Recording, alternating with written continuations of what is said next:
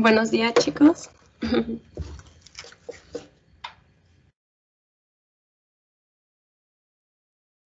¿Sí me escucho? Sí, Eliana. Buenos días. Buenos días.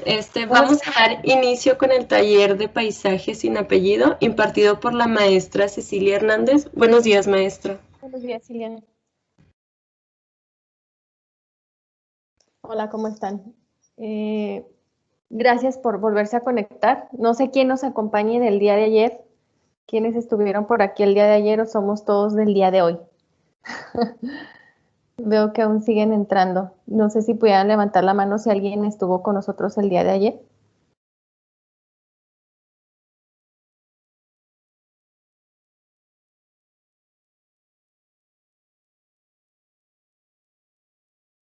Perfecto. Qué bueno que se volvieron a conectar. Ya van 12. Pues me da mucho gusto. Me da mucho gusto que estén otra vez por aquí. Como les había comentado, vamos a seguir como la secuencia de la información. A lo mejor para quienes estuvieron el día de ayer va a ser un poquito repetitivo el inicio, pero este es con el objetivo de contextualizar a los que nos acompañan a partir del día de hoy en qué y cómo estamos abordando el paisaje sin apellido. Entonces voy a compartir, bueno, voy a salir, me está escuchando. Listo. La conversación de Scope. Espero que también la hayan visto. Muy interesante, maestra. La verdad que sí. Sí. Muy interesante. Yo la verdad que aprendí mucho. Como profesores también son muy buenos. Así que también si todavía se quedaron con alguna duda y quieren preguntar, aprovéchenlo ahorita que siguen por ahí. Siempre están muy abiertos a participar. Hubiera sido muy bueno que como en esa ocasión hace 4 años hubieran venido, pero pues ni hablar, al menos en la virtualidad siguen aceptando estar con nosotros y eso es muy, muy, muy bueno. Entonces ahí les comencé a compartir mi pantalla. Sí se mira, maestra.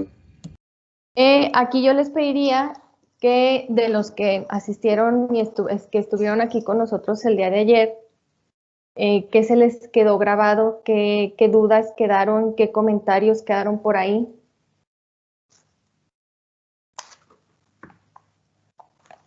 Un poco para hacer introducción a los que hoy nos acompañan.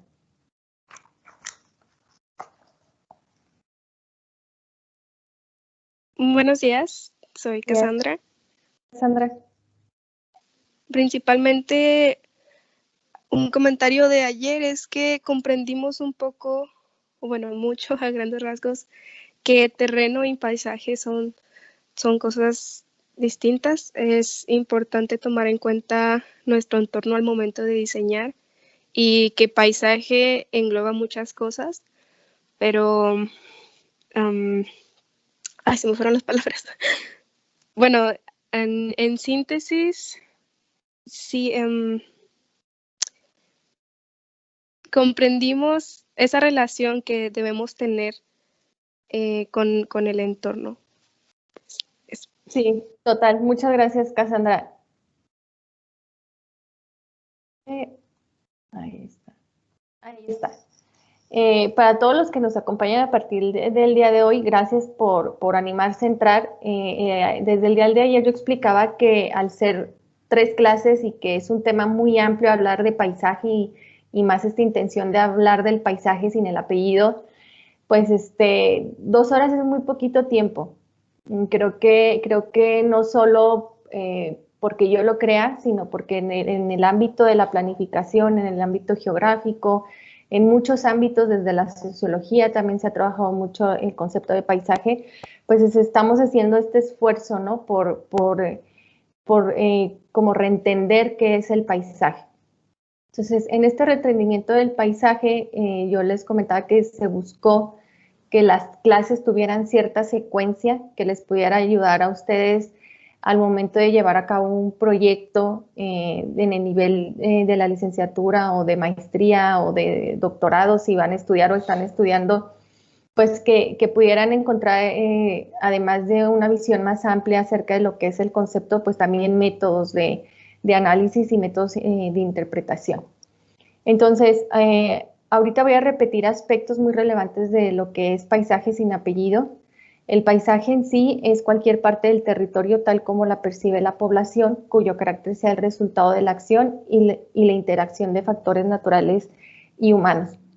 Y esto se los explicaba o lo explico, que tiene que ver o lo tomo del Convenio Europeo del Paisaje, porque al final el Convenio Europeo del Paisaje hace toda esta reflexión profunda de dónde proviene el concepto de paisaje, a partir de qué ámbitos o de qué disciplinas se empieza a anclar el concepto de paisaje y cómo se empieza esto a llevar a la práctica. Y al final esto resulta mucho en Europa con los catálogos de paisaje, con los programas de ordenamiento territorial, y que al final es una visión más en conjunto de lo que son las problemáticas urbanas, ¿no? Sintetizadas en las ciudades. Si estuvieron, por ejemplo, ahorita en la charla de Scope, yo creo que una particularidad que como se pueden dar cuenta es que entendemos que la intervención antrópica, o sea, que la persona somos parte perturbativa de estos paisajes, ¿no? Ellos lo hablan como la perturbación. Ahí yo les explicaba que pues, el paisaje visto desde esta construcción del territorio, pues cambiaría estuviéramos o no en la Tierra.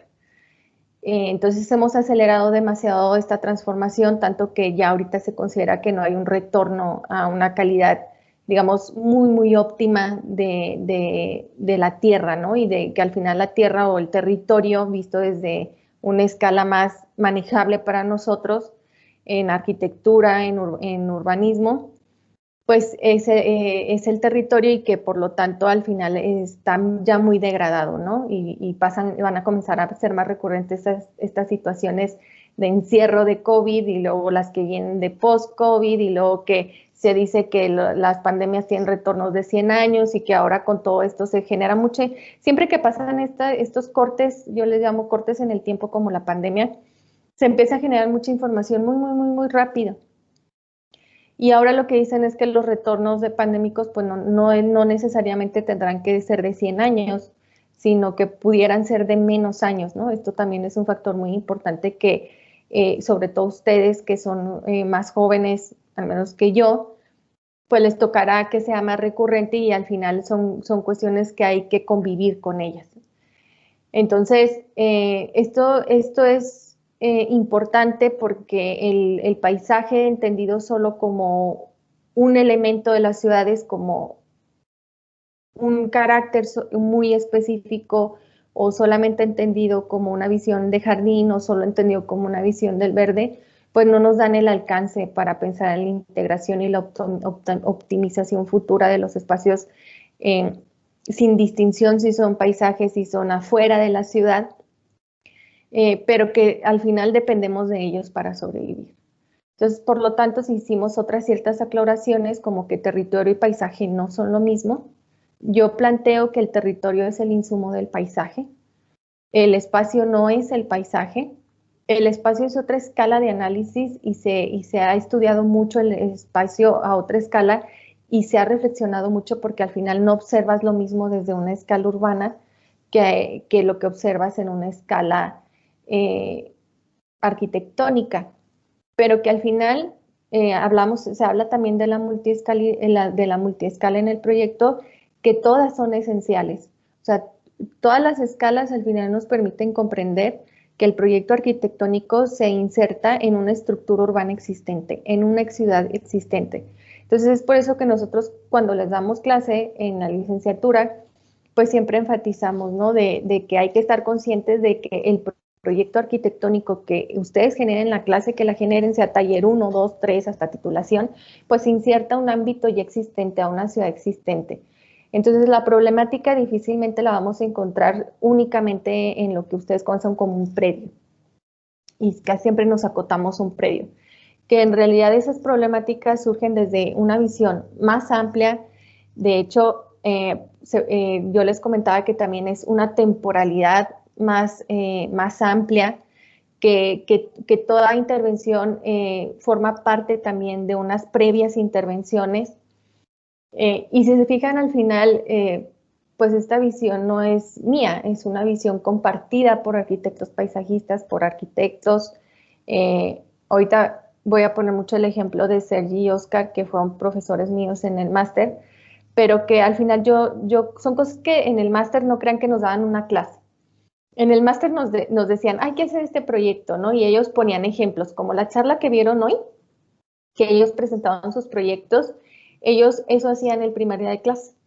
Entonces, yo ahora me doy cuenta que al hacerlo de esta manera, uno iba tomando como reflexiones de, ok, ¿qué es la perturbación? Yo no conocía en ese momento qué era el concepto de perturbación que proviene de la ecología. Yo no sabía qué era este entendimiento de la sobreposición vista como que la ciudad se construye en diferentes tiempos. Ahora yo lo abordo con Corbós, que habla del palimpsesto.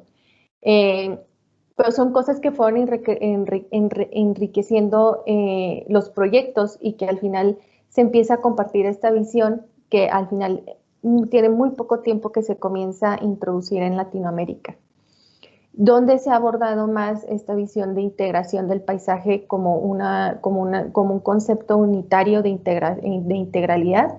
Se ha abordado más en Chile, se ha trabajado más en Colombia.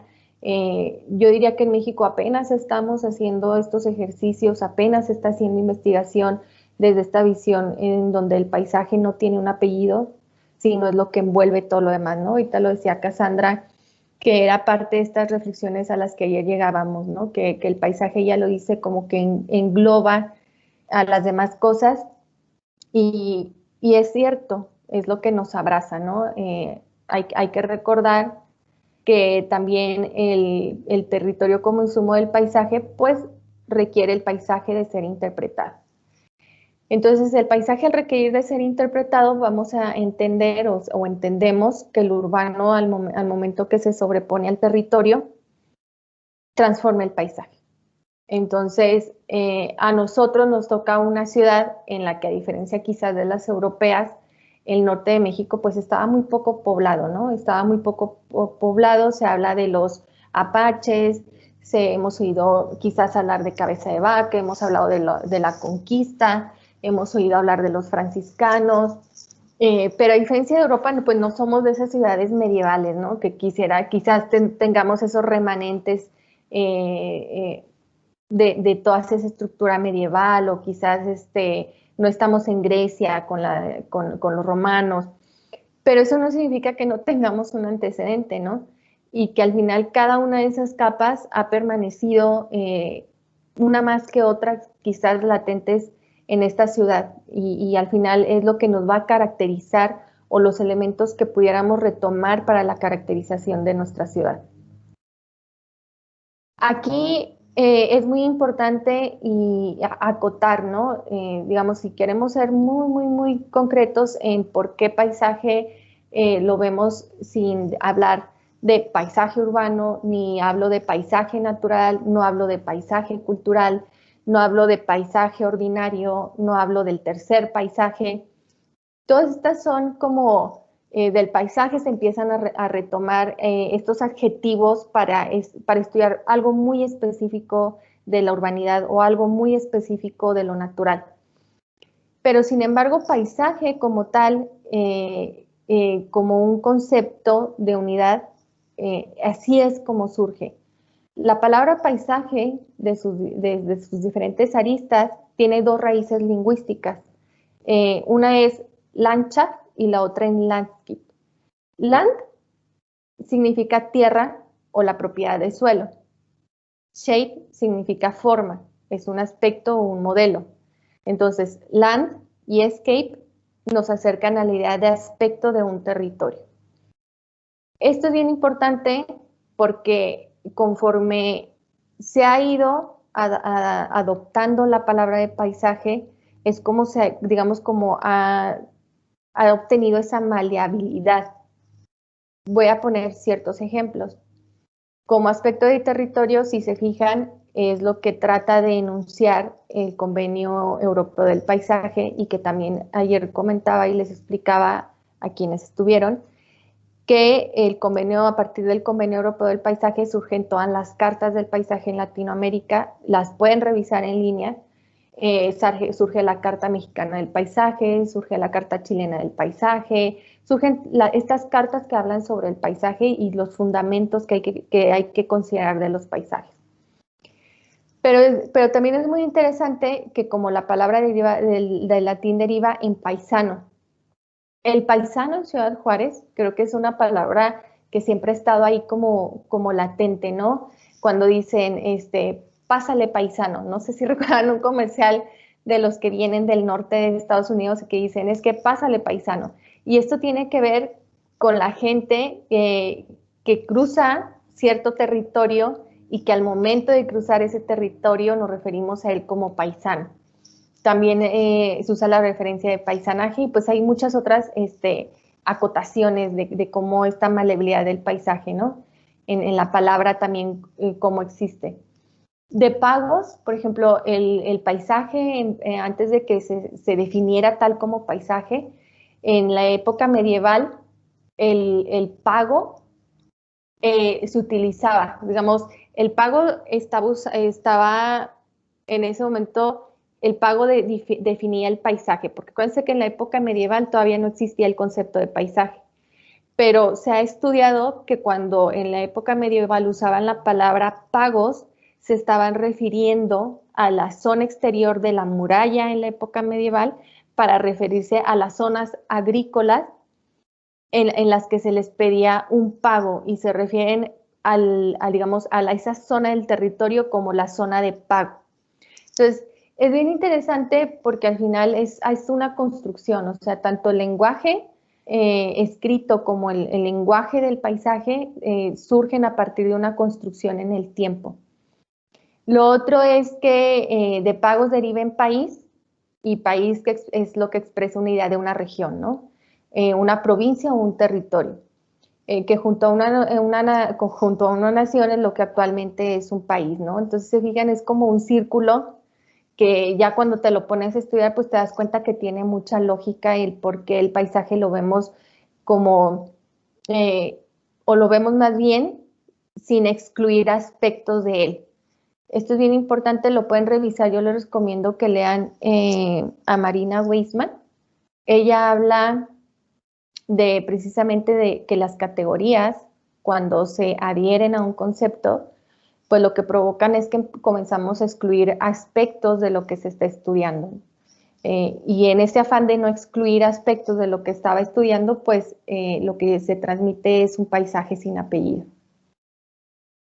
Entonces, no sé si hasta aquí tengan alguna duda o algún comentario.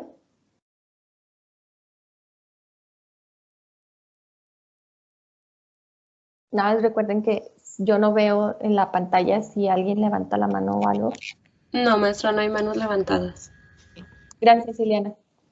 Entonces, voy a continuar. Esto, les digo, vamos a entrar a esta materia de, ok, a partir de estas reflexiones, entonces, ¿quién ha estudiado el paisaje como tal? A partir de dónde surgen las cosas o las herramientas que ahora utilizamos y que nosotros, los arquitectos paisajistas, son nuestras herramientas, ¿no? No solo herramientas de análisis, sino también herramientas de interpretación de los análisis y también como herramientas proyectuales.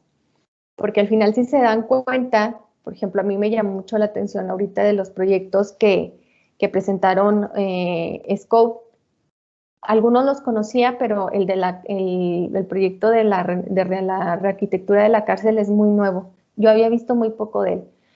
Pero al final yo tengo siempre dudas, ¿no? Cuando veo proyectos así, digo, ¿y cómo hicieron esa axometría? O me pregunté, ¿cómo hicieron ese plano del sistema hidrológico? Entonces, todo esto tiene un antecedente y uno de ellos, o quien fija o quien construye mucho del fundamento que actualmente utilizamos, surge por el método de superposición. No sé si han oído del método de superposición, del overlayer mapping. Si antes de hoy me interesaría saber quiénes lo han escuchado. Pero el método de superposición cartográfica, el overlayer mapping, surge en la planificación urbana. Esto muy poca gente a veces lo sabe, casi siempre se cree que surge en el ámbito geográfico, pero en la planificación urbana surge y desde un enfoque ecológico. Es un método propuesto por el arquitecto paisajista Ian Mahat, que muy pocos saben que Ian Mahat era un arquitecto paisajista, que nació en 1920 y muere en el 2001. Era un arquitecto paisajista escocés que estudia en Harvard y que posteriormente lo invitan a fundar el Departamento de Arquitectura del Paisaje en la Universidad de Pensilvania. Esto es bien importante porque Mahat utilizaba, no sé si a ustedes les tocó los acetatos, a mí me tocaron creo que en la primaria, a partir de la primaria, y utilizábamos el acetato y lo proyectábamos y a veces dibujábamos en él o imprimíamos el acetato y luego imprimíamos varios y lo íbamos poniendo para explicar las cosas, ¿no? Antes de que se usara y se obviara tanto el uso del PowerPoint. Pero él lo hacía y él lo hacía también a mano, él lo hacía con papel. Entonces, él diseña este método porque parte de comprender que los procesos que configuran los paisajes, porque hay que comprender que los procesos que configuran los paisajes hay que utilizarlos como fundamentos del proyecto. O sea, aquí yo creo que la pregunta es, ¿cómo lograr, además de entender que los procesos que configuran los paisajes son el resultado o forman parte de las ciudades? Creo que surge a partir de preguntarse cómo hacerlo. O sea, es que una cosa es la comprensión y otra esa comprensión, cómo la procesas y cómo la trabajas ya, digamos, yo les digo la talacha a los alumnos, el trabajo, cómo lo desarrollas, cómo lo represento, ¿no? También explico que la representación es una parte fundamental de los proyectos. Cómo representas, pues es lo que quieres explicar del proyecto. Pues él lo hace y siempre se ha enfatizado que algo muy importante que él, además de la metodología, creo que deja muy acentuado y sí creo que es algo que alguna vez, aquí les pongo la portada del libro, les sugiero mucho que lean el libro. El énfasis es diseñar con la naturaleza. Diseñar con la naturaleza no quiere decir que la naturaleza es el aditamento. No quiere decir que la naturaleza, porque me lo piden, la voy a incluir. No quiere decir que la naturaleza es verde. Yo cuando decía esto de que la naturaleza no es verde, recuerdo mucho que en el máster, en uno de los proyectos que les voy a presentar, la pintábamos de rosa, ¿no? Entonces, un poco este juego, ¿no? De que no es tanto que lo veas verde, sino que entendamos que la naturaleza forma y es parte de los ecosistemas y que la ciudad también es un sistema y que dentro de ese sistema pues hay ecosistemas. Entonces, se fijan, a veces podría parecer muy complicado, pero es más bien la secuencia de cómo las cosas tienen cierta naturalidad. Entonces, diseñar con la naturaleza es la reflexión y él lo logra transmitir o lo logra analizar e interpretar y logra proyectar a partir del método de superposición. Entonces, no sé si alguien conociera antes de hoy el método de superposición o si lo ha usado sin saber que era el método de superposición de Ian Mahat.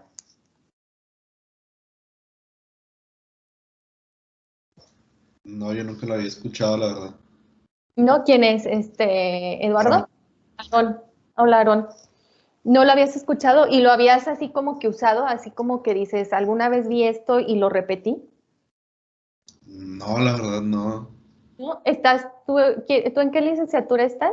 En diseño urbano, Diseño urbano y de paisaje. ¿Ahí no han visto el método de superposición? no, no No. que recuerde. Ok, gracias, Aarón. ¿Alguien más? ¿Alguien más así bajo la misma pregunta? ¿Que lo hayan visto? ¿Lo hayan escuchado o lo hayan utilizado así como de esas maneras que uno lo hace? Porque a mí me pasó, En el máster yo lo implementaba, pero no conocía el fundamento teórico, ni reflexivo, ni de dónde surgió.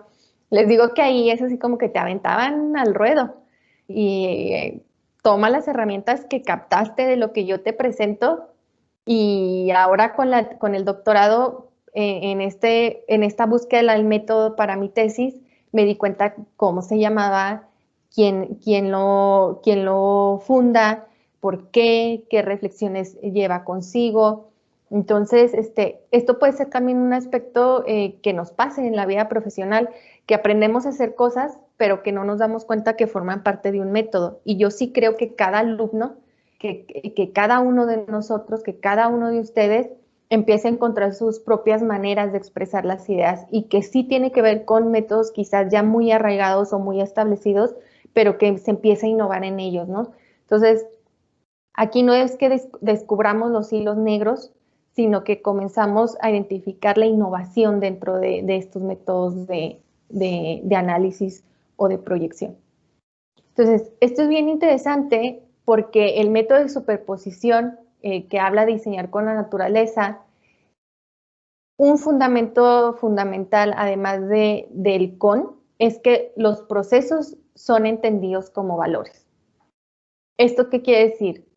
Que el proceso de degradación de las ciudades, si lo vemos desde un valor, yo diría que es un valor de entendimiento, ¿no? En el que hay que entender qué tanto se ha degradado ese territorio de esa ciudad y por lo tanto ese paisaje. Entonces, los procesos dentro de los sistemas edafológicos, hidrológicos, o sea, todo esto que ahorita, por ejemplo, Scaudet hablaba y se fijan, estamos muy arraigados en, digamos, en la arquitectura del paisaje, como surge también desde una visión ecológica, pues vamos a hablar de estos sistemas, ¿no? Y que al final son los sistemas físicos.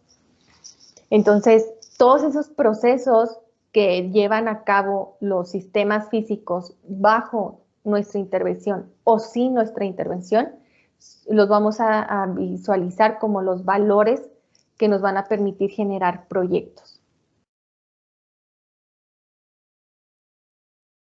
Y esto se hace, que esta es otra cosa bien importante del método de superposición, que también hay que considerar, es que la información se puede organizar utilizando criterios cronológicos. Este aspecto que ayer comentábamos, hablábamos de la temporalidad del proyecto, ¿no? De cómo las estaciones del año intervienen. Si vieron ahorita la charla, y es algo que casi no se ha hecho en México, que hablamos de un estado actual, hablamos de un estado de propuesta, hablamos del estado objetivo y hablamos ya, digamos, de la culminación, ¿no? De que viéramos eso en su máximo esplendor, ¿no? Casi. Entonces, esto es bien importante porque las estaciones, los años, los siglos, los procesos mismos pueden ser cronológicos y pueden estar no determinados por años, pueden estar determinados por el cambio de este proceso. Voy a poner un ejemplo bien contundente en nuestra ciudad. El río Bravo. El río Bravo, a pesar de que, voy a tomar aquí una hoja, el río Bravo, a pesar de que tenía un cauce sumamente, por eso era bravo, sumamente movible, tuvo ciertos cambios en el territorio, cierta ocupación del espacio en el territorio, pues el río Bravo es un ejemplo de estos procesos cronológicos que no necesariamente se sujetan a momentos históricos muy, muy puntuales. Y el ejemplo es de que, por ejemplo, para nosotros en 1845 se anexa Texas a Estados Unidos, ¿sí? Entonces, esto significa que se establece la frontera entre Estados Unidos y México en 1845. Pero el río, aunque en 1845 se estima o se define como la fecha a partir que se establece la frontera, el río siguió con los movimientos, con diferentes movimientos en el transcurso del tiempo. Es hasta después de 200 años de haberse establecido la frontera en 1960 con en el encauzamiento de un tramo del río, que ahora es ahora como lo conocemos. Eso el día de mañana les voy a poner el ejemplo, lo vamos a ver en mapa y en imágenes. Es un proceso que cambia un ecosistema y que ayer, como yo lo planteo, de eso es lo que provoca que bueno, entre muchas otras cosas, pero es, digamos, uno de los principales cambios que provocan que el ecosistema ahora de valles ahora sea un desierto. Entonces esto es bien importante porque no es que no hay una fecha que alguien dijo, entonces en el siglo tal por tal va a cambiar el río. No, cronológicamente sí se ve al momento en el que se encauza el río, ya vemos que el ecosistema cambia, pero él es un proceso muy largo. Es un proceso muy largo que dentro de ese mismo proceso hay muchos cambios muy diferenciados. Entonces, pues esto al final se tendría que estudiar entre momentos muy amplios o momentos muy cortos, momentos muy específicos.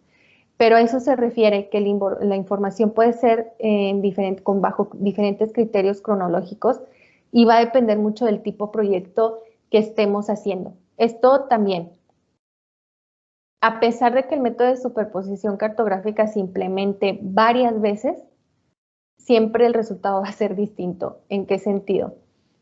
Que no es lo mismo implementarlo para, digamos, definir cómo debe ser la ocupación urbana, si lo utilizo, ayer veíamos otro ejemplo en el que se estudió la cronología de los incendios, y esto era porque en España se comienza a generar los incendios para proteger y que permanezcan tanto los bosques como las zonas urbanas.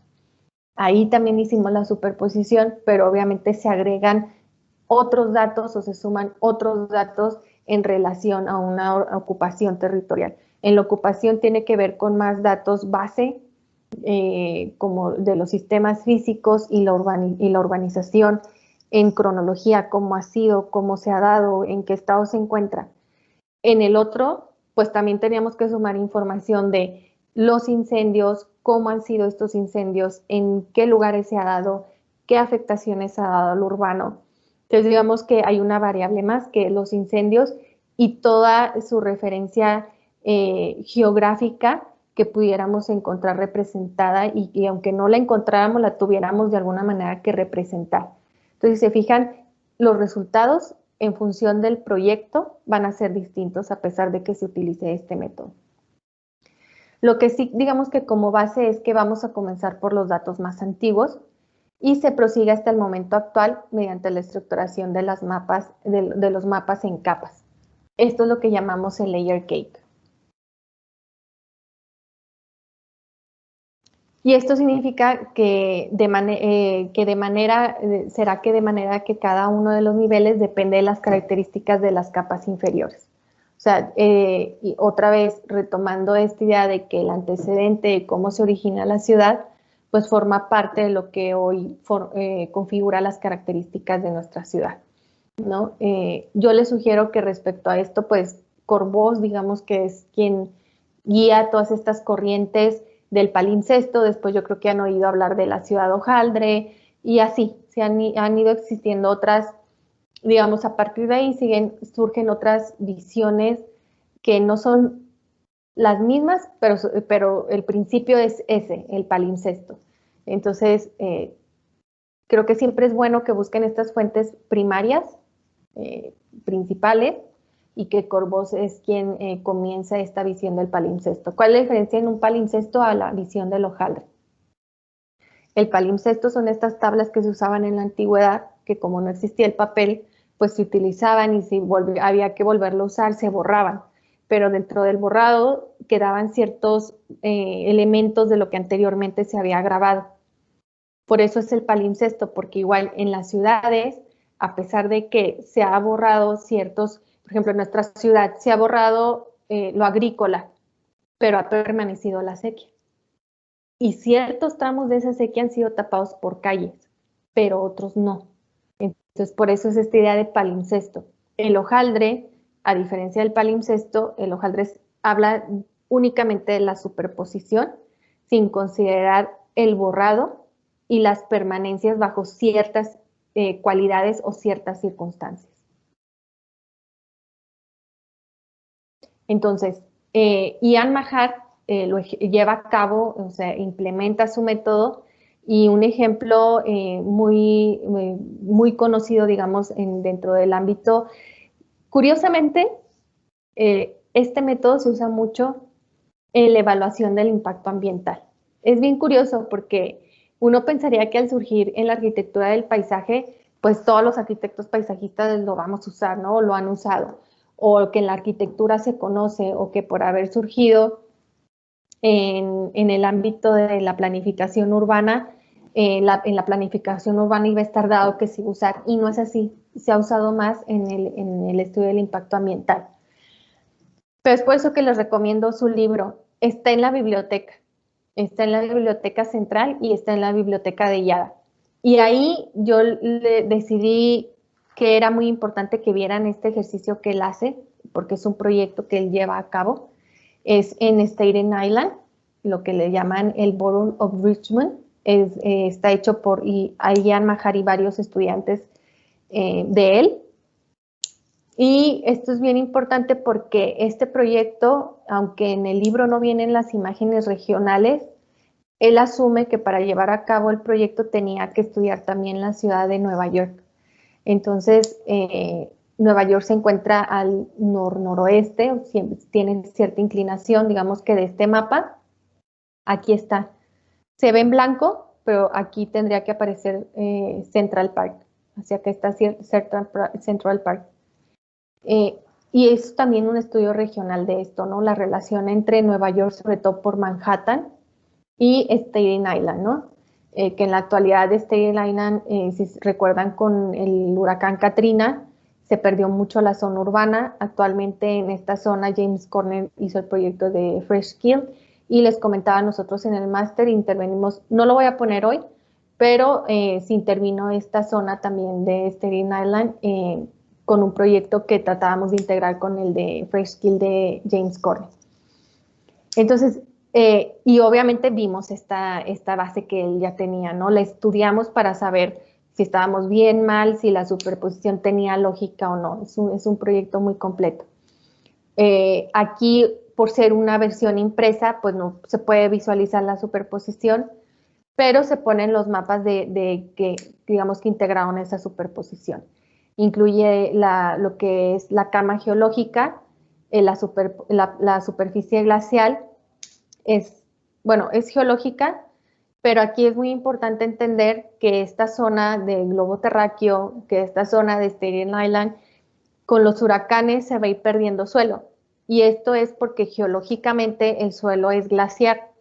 Y el suelo glaciar, por diferencias de temperatura, comienza a degradarse por intervención antrópica, o sea, por medio de nuestra perturbación se comienza a degradar. Hay que mencionar que Manhattan durante mucho tiempo, de hecho en este momento ya usaba esta zona donde ven estos ramales donde entra el mar. En esta zona era el vertedero. Todo lo de Manhattan venían antes del proyecto de Fresh Kill y lo tiraban en esta zona. Entonces esto es bien importante.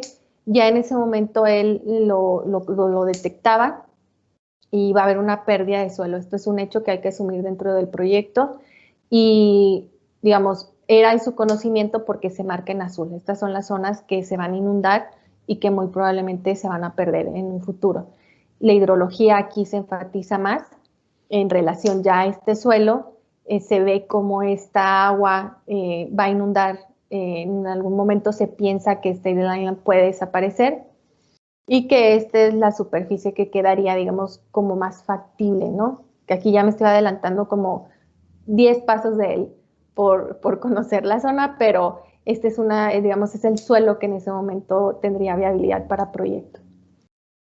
Estas son las zonas de drenaje, digamos, en el entorno de la isla, y se fijan, hay una secuencia, ¿no? La geología, este es un tipo de suelo, la zona geológica, la superficie, cómo entra estos aspectos hidrológicos, y luego la zona de drenaje, y así.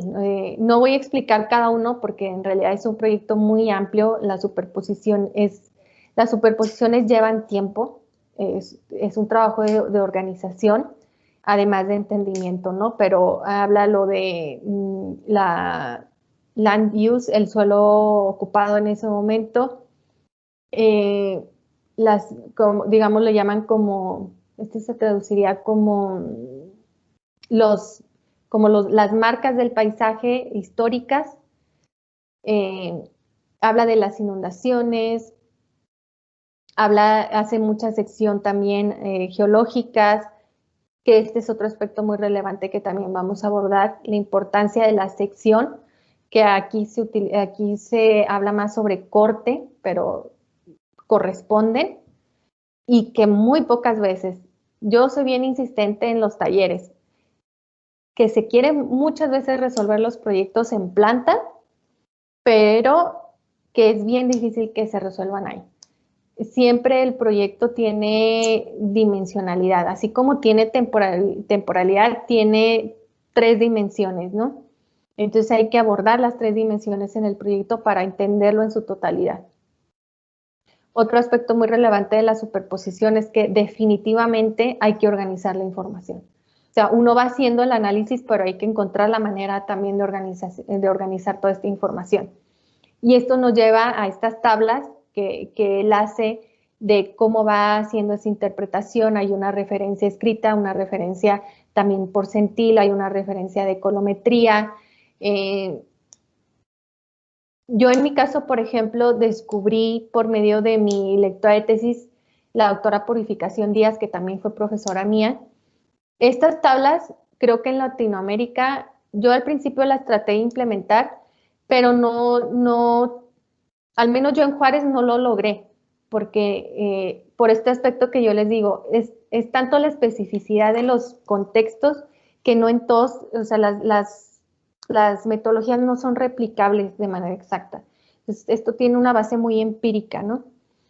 Él aprendió a hacerlo, él encontró la manera de desarrollarlo. Yo en mi caso descubrí la matriz, el uso de las matrices, y el uso de la matriz es muy similar a esta tabla que ven aquí, pero tiene una base cartográfica. Digamos que aprendí que era muy importante sumarle esta base cartográfica con esta base de información, porque es algo que estamos conociendo, que estamos apenas conociendo, y tampoco digo que yo lo haya logrado, estoy en el intento de lograrlo.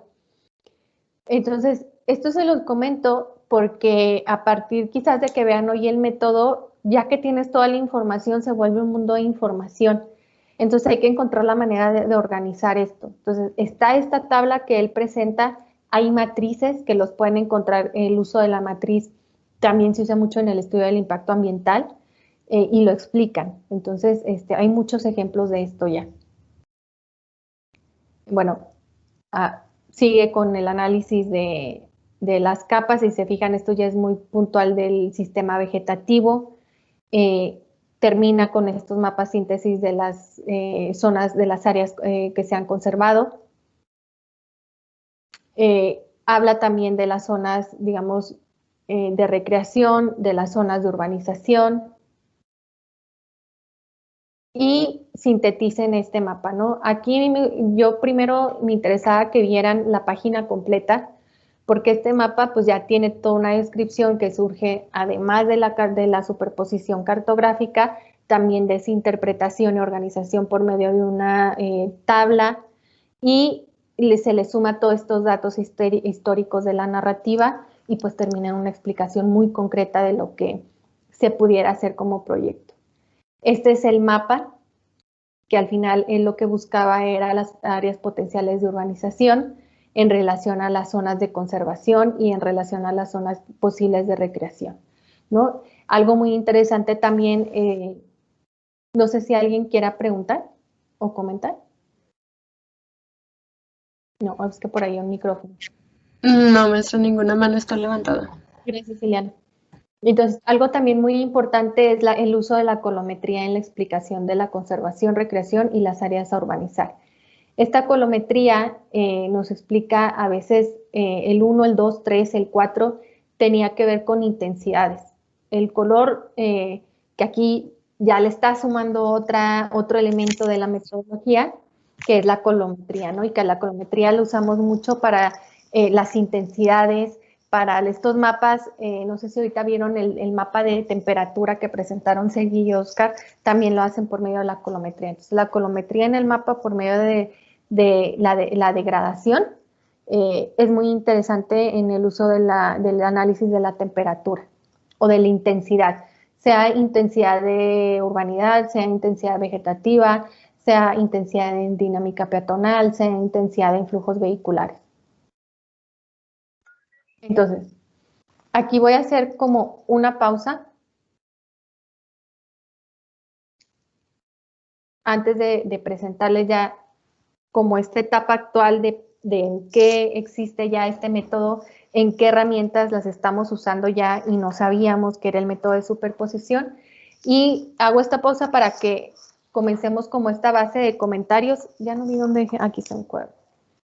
Ya hasta ahorita, si me he explicado, si tienen alguna duda, si quieren cómo lo hizo, en dónde está el libro, aquí sí necesito más de su retroalimentación de ustedes.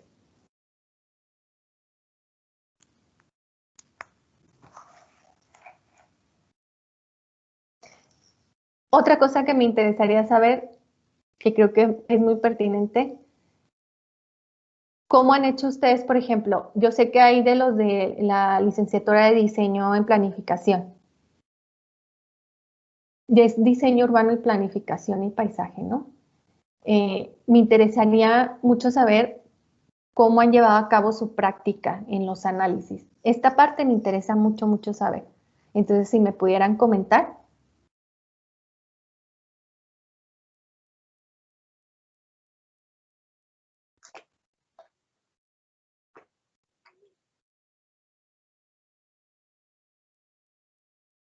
Somos un montón. ¿Quién se va a animar?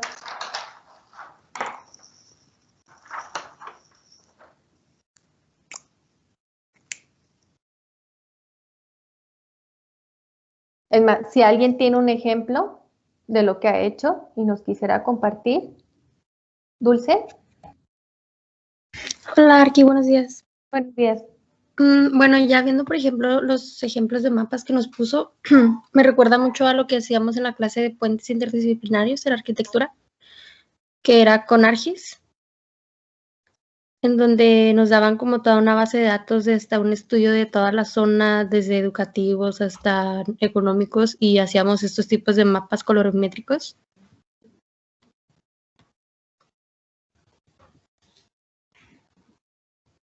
Sí, así es. Ahorita vamos a esa parte, Dulce. ¿Y qué te pareció? Bueno, a mí la clase en general y todo este método siempre me gustó mucho. Me pareció una forma muy gráfica, muy interesante de ver de manera muy inmediata y resumida también todo lo que trae en la zona que estás estudiando. ¿Y lo volviste a utilizar? Sí, de hecho, en una parte lo usamos en titulación. ¿Estás en qué semestre estás, Dulce? Noveno. ¿En noveno? ¿En arquitectura? Sí. ¿Con quién estás? Con el arquitecto Sánchez Romo.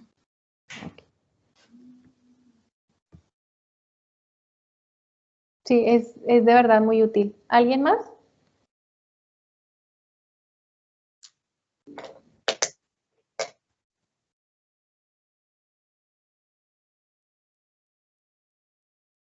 ¿Alguien más llevó esta clase de puentes interdisciplinarios?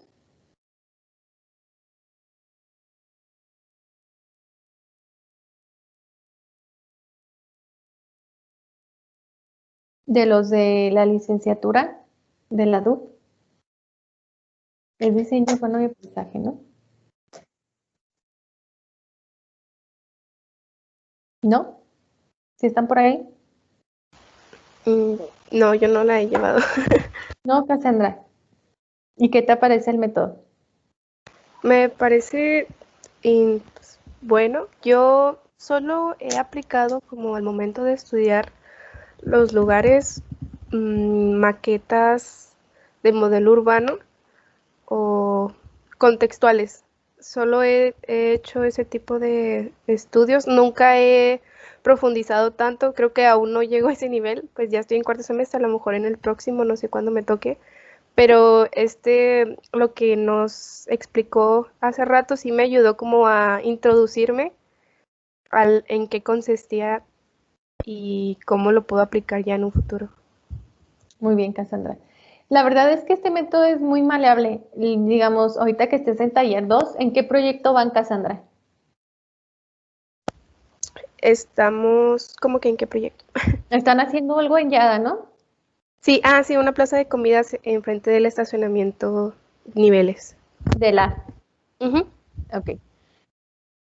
Por ejemplo, esto ya en este proyecto ya lo puedes implementar, porque al final tú ya tienes como estas bases que son como constantes.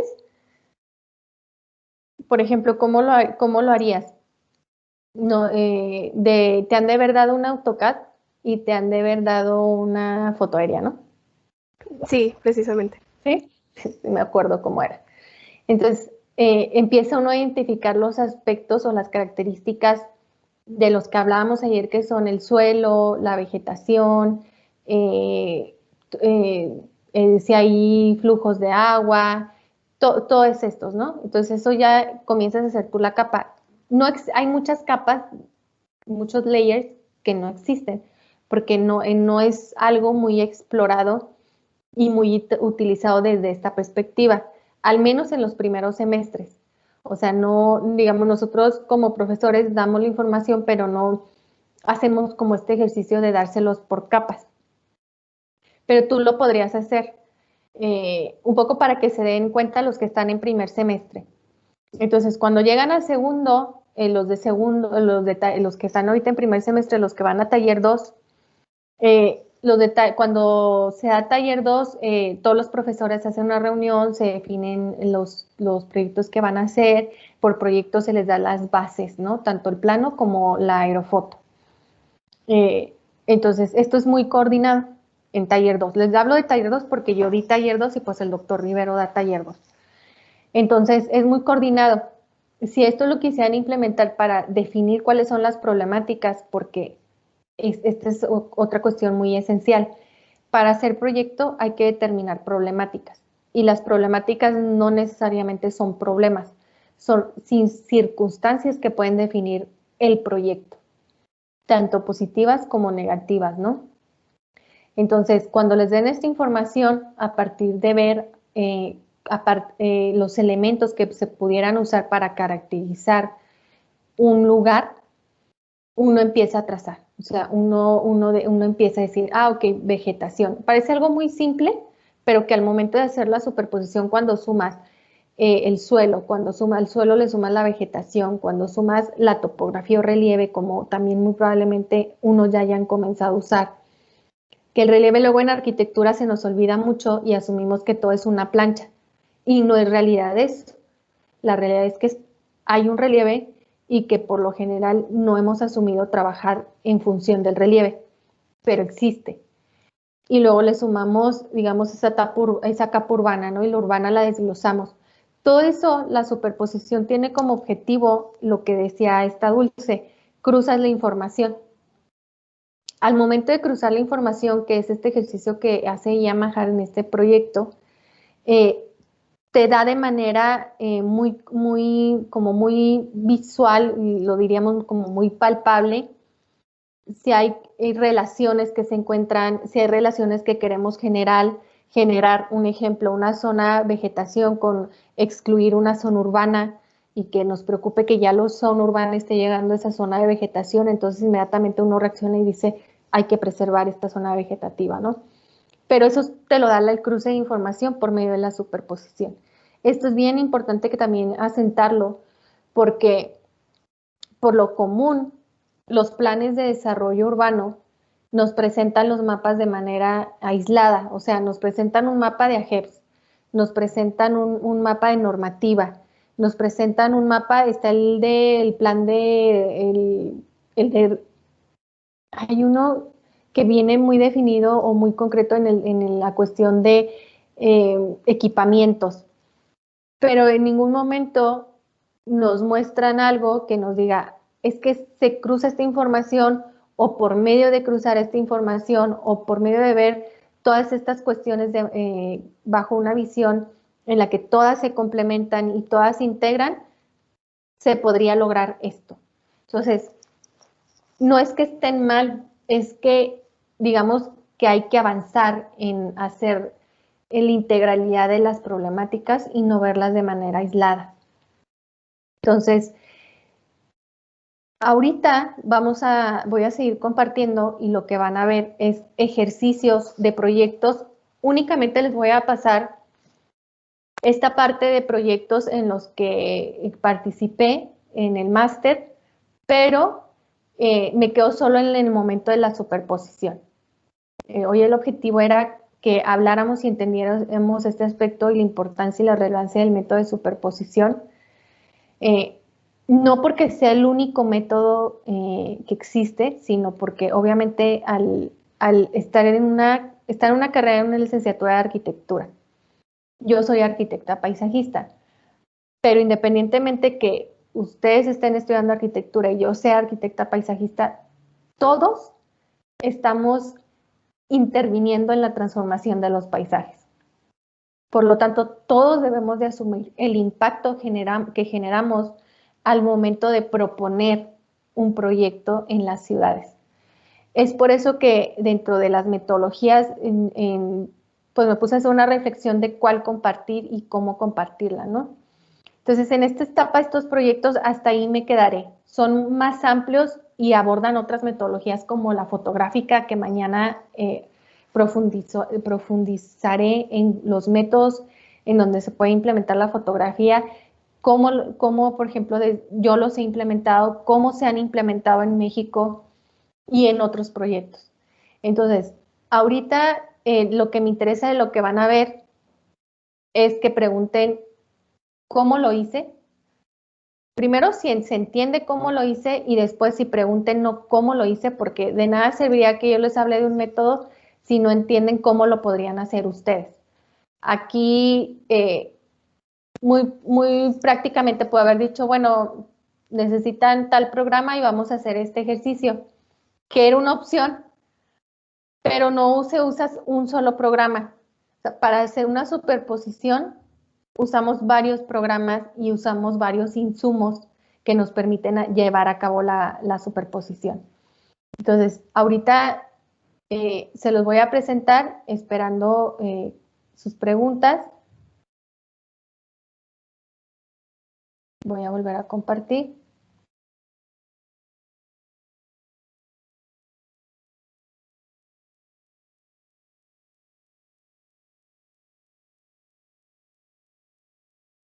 Okay, aquí nos habíamos quedado. Entonces, bien.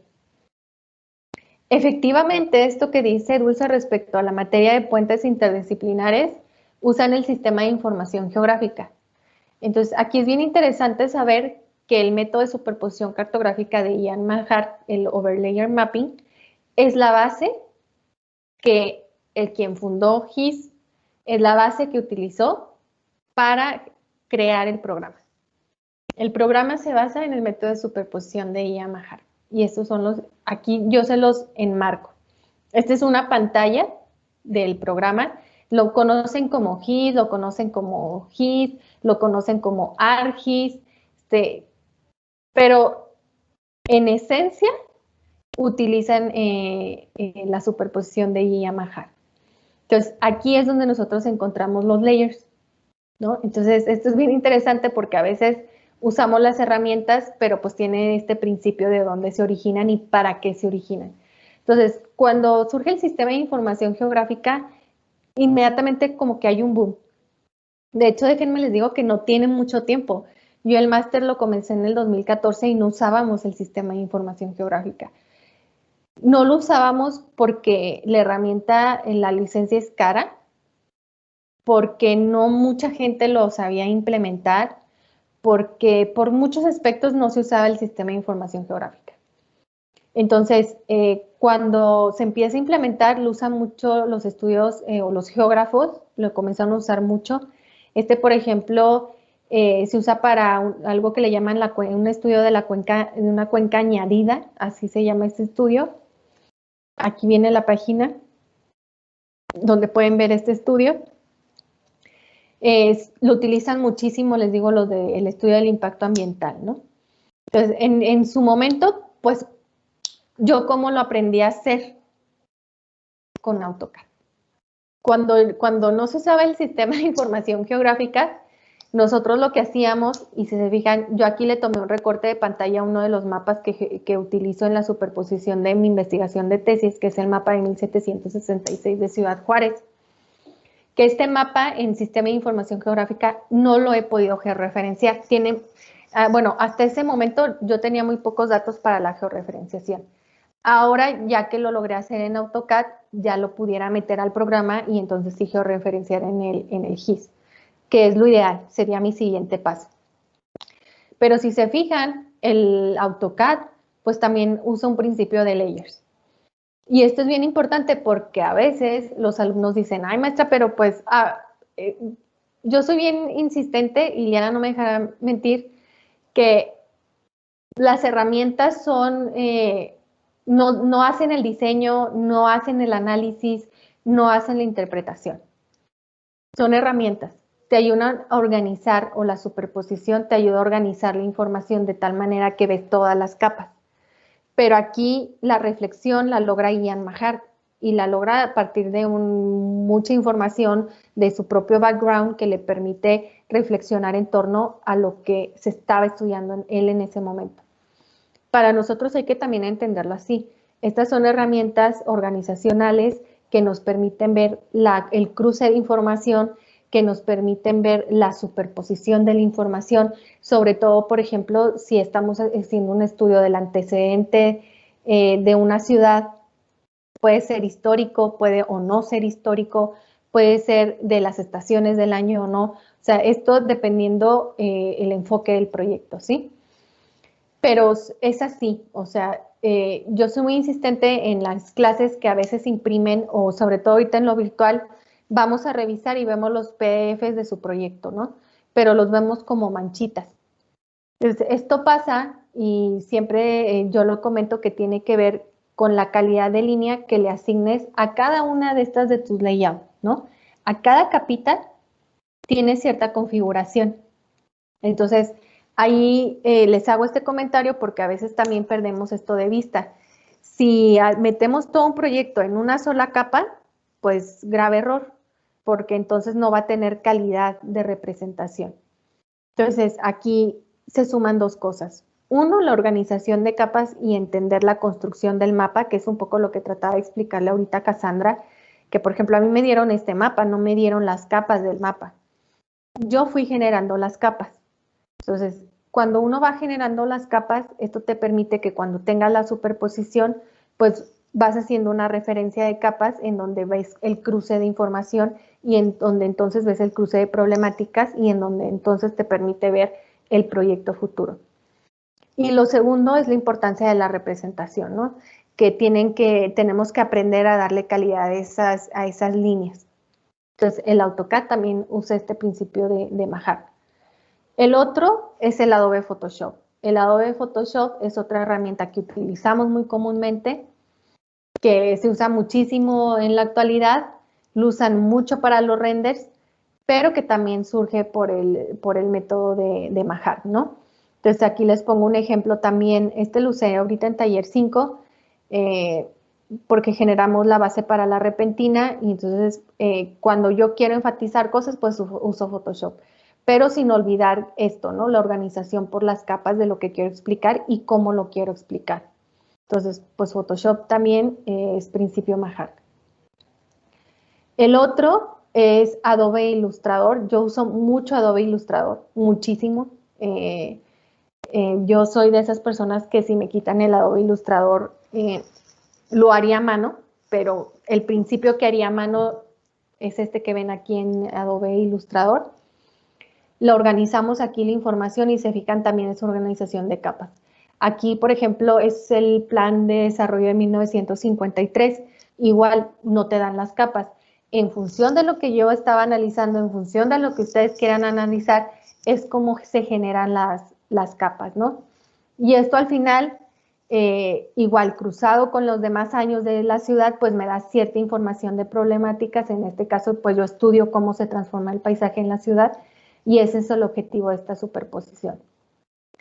¿Por qué no me enfoqué en enseñar un único programa? Porque en la actualidad ustedes tienen estas herramientas y digamos que yo he encontrado que la manera más práctica es que pongan mucha atención en su clase de puentes interdisciplinarios, que a veces me dicen que la han tomado pero que no se acuerdan, porque el sistema de información geográfica, yo ahorita parto de aquí.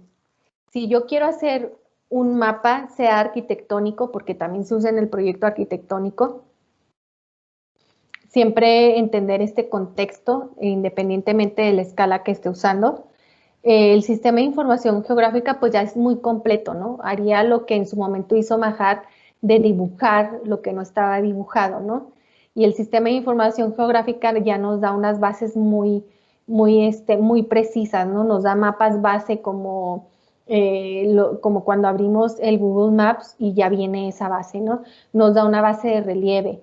Ya hay bases que la gente ha trazado y que hay ciertas nubes de información que podemos encontrar esa base. Entonces no me enfocaba en un programa porque yo el resultado de los dos proyectos que les voy a poner en su momento partieron de AutoCAD. Usábamos AutoCAD, georreferenciábamos AutoCAD en el máster, escalábamos en AutoCAD, sacábamos el mapa escalado en AutoCAD. Si era un mapa que ya nos habían dado. Si era una imagen fotoaérea, porque esta es otra cuestión que no existía como ahora existe, en ese momento abríamos el Bing Maps o abríamos el Google Maps y recortábamos cuadrante por cuadrante, ¿no?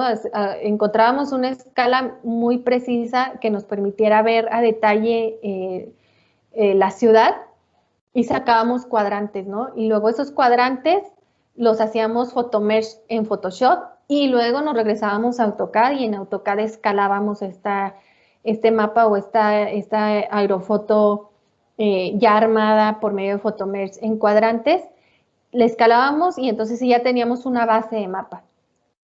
Eso es lo que hace ahora el sistema de información geográfica, lo que hacen muchas páginas abiertas que usan el mismo principio de la superposición cartográfica y que ya tienen ustedes la información.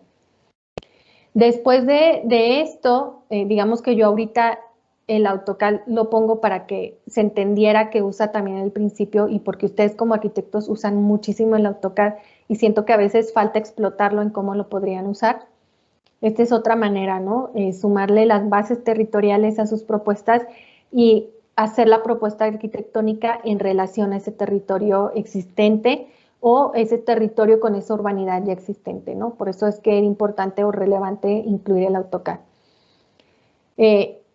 Después lo que hago es que mucha información de la superposición, hay cosas que uno en el proyecto solo quiere mostrar en cuestión a la realidad. Esto, si vieron ahorita la presentación de Scope, ellos hacían estos videos fotográficos o hacen estos, ya al final no vi si incluían, ellos también hacen mucho las propuestas de aerofoto, o las propuestas puntuales que ellos hacen, también las representan a nivel de aerofoto.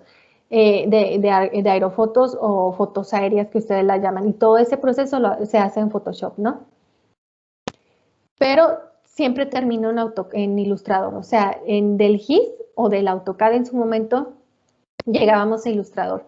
Y esto es porque el Illustrator me permite meter el PDF que yo sustraigo del GIS o que yo sustraigo del AutoCAD y me los permite organizar ya por capas y me permite dar ya cierta representación según el proyecto que se vaya a hacer. De lo que vieron ahorita con Sergi y Oscar, así parte del trabajo que ellos presentan así se hace. Las axometrías por lo general se hacen en Illustrator también. La base proviene de AutoCAD o ya hay gente que usa directamente el Illustrator, pero por lo general la axometría o el isométrico se traslada de AutoCAD. por medio de un PDF, se mete al ilustrador y ya en el ilustrador se modifica el proyecto para el resultado final, ¿no? O sea, el ilustrador es muy maleable en ese sentido, muy amable, que nos permite dar colores, colometrías, calidades de línea. Entonces, es un mapa más como resultado final. Maestra, perdón que le interrumpa. Sí, Aaron Milena. Rosas tiene la mano levantada. Adelante.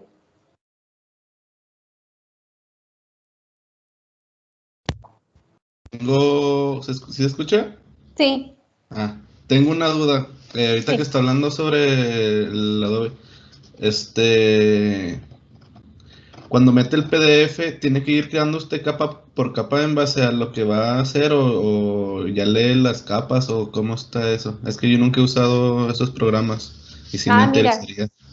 Mira, lo que hacemos es que se utiliza ya desde el sistema geográfico, de los sistemas de información geográfica, al ser ya de capas, esto es bien interesante, el sistema geográfico te da ya las capas. Entonces voy a poner un ejemplo.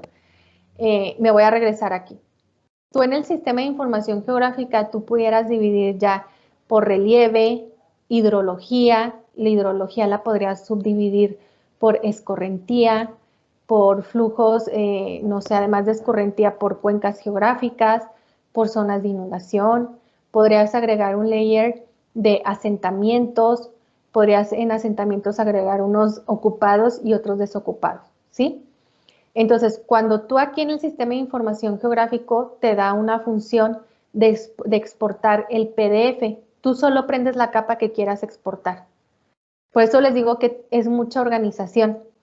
Entonces, yo primero quisiera exportar territorio, solo prendo territorio y le exporto. Apago esa y prendo hidrografía y la primer subcapa, la exporto. La siguiente subcapa de hidrografía la exporto en PDF. Ya que exporté cada una, aquí en el ilustrador las voy metiendo igual una por una. La primera capa que hago, que es este botoncito, pues sería relieve. Le pongo el candadito. La siguiente sería hidrografía, la subcapa de escorrentía. La siguiente sería cuencas. La siguiente sería inundación. Entonces, esto es muy fácil porque yo sé que hay gente que desde aquí le da la calidad al plano. A mí en lo personal se me hace más maleable ilustrador, más amigable. Entonces, ya aquí en Ilustrador yo puse el momento en que tú de manera organizada te trajiste esas capas ya trazadas o a veces ya dadas por el GIS, aquí se editan y así se meten tal cual. Digamos, lo que hiciste allá lo metes tal cual aquí por capas, haciendo una por una. No sé si me expliqué. ¿Sí se entendió?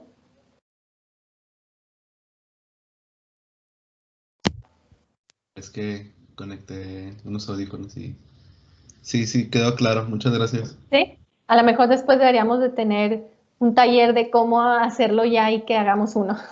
Sí, estaría padre. Pero este es el proceso, ¿eh? Y sí tiene que ver mucho con organización. Hay quienes, por ejemplo, van a decir, yo no he tomado la clase de sistemas de información geográfica. Lo pueden hacer igual desde AutoCAD. En AutoCAD pongan este planito, por ejemplo, a mí si estuviera en taller 2 y me hubieran dado el cuadrante del YADA, igual haría un layer de relieve. Bueno, les dan una base que vamos a tomarlo como el suelo, que a mí no me gusta mucho llamarle suelo porque ya pierde como esta visión de entender que es un insumo o es un soporte vivo, ¿no? Pero es importante, ¿no? Entenderlo así como soporte vivo, ¿no? El suelo. Entonces, ese casi siempre lo pongo primero y le pongo un candado, ¿no? Y casi siempre se vuelve una capa blanca, porque aquí, por ejemplo, si quisiéramos poner el suelo, yo haría un cuadrante y haría un hatch de esto que representa el suelo. Si se ven estas marquitas, está representando en ese momento lo que era el suelo y lo separaría. Ese sería mi primer layer. El segundo, pues pondría todo lo que es hidrografía.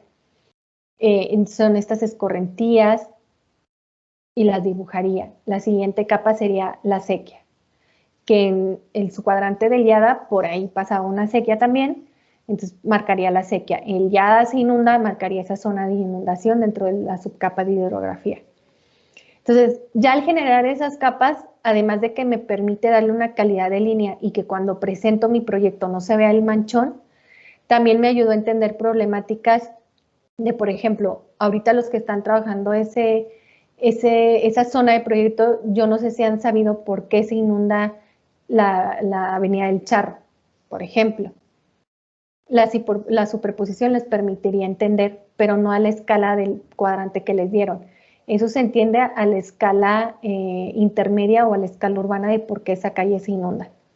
Entonces, desde AutoCAD también se puede hacer.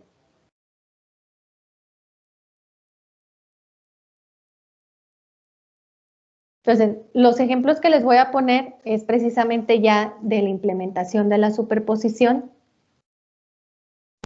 La implementación de la superposición, este es un proyecto que se llamaba Low Budget High Use en Italia. A este lo hicimos también. Me encantaba trabajar con Eli y Vianney, entonces no siempre me dejaban trabajar con ellas, pero es este proyecto, ¿no? Y este proyecto de Low Budget y High Use es un poco lo que hicimos en Taller 4, el semestre pasado me tocó darlo, y es la rearquitectura, ¿no? Los proyectos de rearquitectura, nada más que el enfoque era de bajo costo, máximo uso. Entonces, lo que iniciamos es esta superposición, hacemos como este análisis de lo que en ese momento cruzaba esta zona en Italia, que era el río Po, una zona que se llama Placine Stupinigi, la zona agrícola, una zona de huertos urbanos que existe, y el ámbito marcamos lo que es el ámbito de trabajo, que es el ámbito de trabajo, que es una industria en el que se iba a realizar la arquitectura. Ustedes en Taller 4 esto lo ven, pero creo, bueno, cuando yo intervine fue distinto porque yo no me dedico a lo patrimonial y la clase la imparte el doctor Molotla, pero ven rearquitectura enfocada en lo patrimonial. Esto sirve, o sea, les digo, depende del enfoque, cambia el proyecto, pero la superposición te ayuda a entender las cuestiones contextuales de manera como muy clara. Y obviamente pues marcábamos las vías principales en este. Después otra escala ya muy clara y sí muy puntual de lo urbanizado, marcamos lo que es la zona del proyecto, el río, por ejemplo en Juárez a mí siempre me sorprende que muy poca gente pone la sierra y muy poca gente pone el río. No solo en licenciatura, yo he visto mucha investigación de tesis que aparece el mapa y la ausencia de la sierra, o aparece el mapa, la ausencia de la sierra y la ausencia del río, ¿no? Y ponen más bien el muro divisorio de frontera. Y esto nos hace perder cierta información, como la que les comentaba que muchas calles se inundan y tiene que ver con la sierra y tiene que ver con las acequias y tiene que ver con las escorrentías de la ciudad. Entonces, hay elementos, son estos elementos bases que conversábamos ayer que siempre deberían de aparecer en sus análisis, en sus planos de proyecto. Y aquí pues lo enfatizamos claramente, ¿no? Esto también cuiden mucho cuando representan. Este mapa, si ven aquí en clarito, tiene una base de AutoCAD. Siempre usamos el AutoCAD, siempre, siempre, siempre, porque digamos que es la línea más precisa o en su defecto del sistema de información geográfico ya del INEGI les permite sacar la capa de urbanización de Ciudad Juárez. Creo que ya está la actualizada del 2000, de este año del 2020. Pero siempre, ¿no? Como esa base de referencia. Siempre cuidar lo que uno quiere destacar, porque a veces hablamos del ámbito de estudio, o cuando presentamos hablamos del ámbito de estudio, pero nos cuesta mucho trabajo identificar cuál es, ¿no? Por escalas aparece muy chiquitito. Yo siempre procuro sacar la referencia muy concreta. Se lo sugiero, es muy útil. Lo otro es que ya comenzamos a hacer este análisis de ciertas cosas que nos interesaba destacar, ¿no? Hay que mencionar que en esta zona de Italia que estábamos trabajando es un poblado de Italia en el que se habían llevado a cabo las Olimpiadas invernales, ¿no? Entonces, También es muy importante destacar que en ese momento había todavía mucha actividad agrícola, nada más que había cambiado un poco el enfoque y no era no era un enfoque tan parcelario, sino más de granja. Entonces, dentro de este ámbito uno empieza a descubrir qué cosas son relevantes para el proyecto que te piden, ¿no? Nosotros siempre muy claro que era este enfoque de reutilizar una zona de una fábrica en abandono. Entonces, aquí en gris aparece la zona del ámbito de estudio, se ve muy chiquitito, pero es esta zona en gris. También del ámbito de trabajo, de esta zona muy en conjunto o en relación a las vías férreas, la industria, la zona urbana, los cementerios, una zona periurbana muy relevante, las granjas, el campo de golf, la central eléctrica, la zona olímpica, un correo postal, un centro deportivo, la plaza de armas, los supermercados, un centro de estudios y un estadio olímpico, perdón. Y hacíamos una lectura del paisaje. Todo esto salió de la superposición, ¿eh? Ya de la lectura del paisaje agregábamos lo que era, esto en principio también lo hicimos con fotos aéreas y después lo trasladamos ya, digamos, a la representación por medio de colores para hacer cierta distinción, ¿no?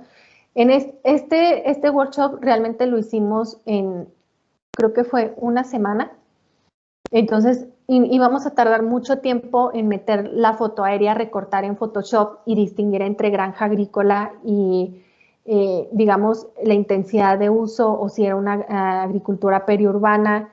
Entonces lo que hicimos era más fácil retrasar lo que existía que recortarlo en la foto aérea y hacerlo por medio de las capas en Photoshop. Por eso les digo que para mí era muy difícil enfocarme en un solo programa porque realmente utilizo los tres en un solo proyecto.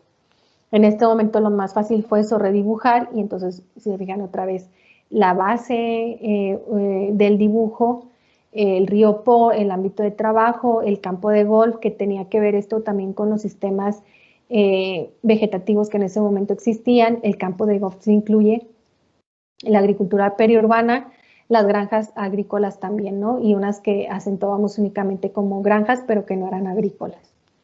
La distinción entre el café y el verde es que las verdes estaban en uso y las cafés estaban como en un estado de reposo, que le llaman allá. Después sumábamos, no es lo mismo, a veces creemos que hablamos del verde en general y no hacemos distinciones, y dependiendo la zona de análisis hay que hacer ciertas distinciones. Si se fijan, aquí es un enfoque porque en la ciudad había todavía mucha actividad agrícola, o aunque hubiera poca actividad agrícola, no hay que dejarla de lado, siempre hay que destacar todos los elementos vegetales, todo lo que tenga que ver con la vegetación, aunque sea agrícola, aunque sea parque, aunque sea un campo de golf, tiene un impacto ecosistémico dentro de las ciudades. Entonces siempre hay que incluirlos y siempre hay que hacer como que esta organización en función del proyecto, cómo lo distinguimos y cómo a la vez también se integran para proyecto. Y aquí es esa otra parte, en donde ya sumamos lo que son los parques, sumamos los verdes densos, que eran zonas boscosas, y sumamos los verdes públicos. Y obviamente usamos esta integración de la que les hablo. Es mi ámbito de trabajo y estas dos cuestiones vegetales en integración en función de un ecosistema o de entender reflexivamente un ecosistema, sumados, cómo se integra. Bueno, aquí no me detendré mucho, pero si se fijan, pues es un análisis de flujos. Nosotros llamamos análisis de flujos, que a los flujos, además de los que son del tren, del metro, del tranvía o de las calles, aquí fue muy concreto de sin embargo, si a mí me preguntan, yo me quedé, nos pedían que fuera así porque había que ampliarlas o había que conectarlas en función de cada una de las propuestas que se llevaron a cabo. Yo sí creo que faltó o me hubiera gustado incluir los flujos peatonales, la dinámica peatonal o la dinámica de las personas en transiciones. Creo que también es muy importante que se sume a los proyectos y se hace de manera muy semejante, nada más que para lograr eso, aquí sí se incluye mucho la colometría. Voy a poner un ejemplo, que esta línea del metro, vamos a suponer que fue una de alta uso peatonal. o que sobre la misma línea de alto uso peatonal hubiera cierta disminución de uso peatonal. Lo que se hace es que se pone la línea en diferente tonalidad según la dinámica del peatón, que puede ser aquí menos, que aquí fuera más, que aquí fuera regular y que aquí fuera más. Se tiene que venir acompañado, como este mapa de Ian Majar, con una referencia a un lado de la densidad en colometría, explicando precisamente esa dinámica peatonal. Después se incluye la ciclista, también el flujo ciclista, pero también igual porque se tenía que ampliar. Entonces la línea punteada marcaba la ampliación de la ruta ciclista y de las nuevas conexiones. Esto también lo explica ya también de manera conjunta y de manera en la que se incluye ya toda esta visión urbana, ¿no?, de ciudad en función de la propuesta. Hasta ahí me quedo porque después el proyecto obviamente viene después de este análisis cómo se concreta y otras metodologías que tienen que ver más con fotografía y estrategias que abordaré mañana. El otro es Roma, territorio original. Esta es la recuperación del paisaje romano. Este es un proyecto que se encargó a diferentes universidades, no fuimos la única universidad que intervino.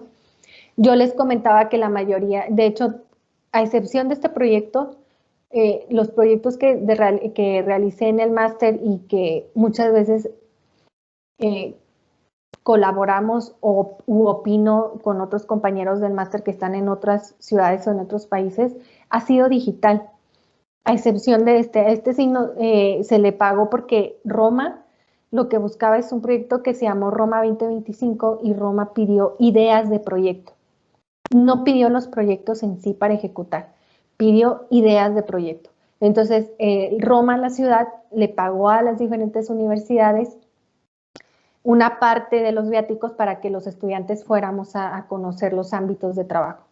Entonces, esto es bien importante porque ahora siento que con la virtualidad muchas veces el estudiante se está limitando a es que no he ido al contexto o es que no he visto el contexto.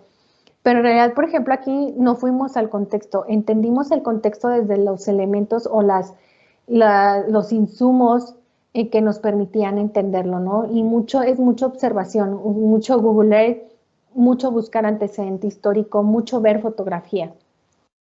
Entonces, a nosotros nos tocó participar en lo que es una zona que le llaman la tenuta.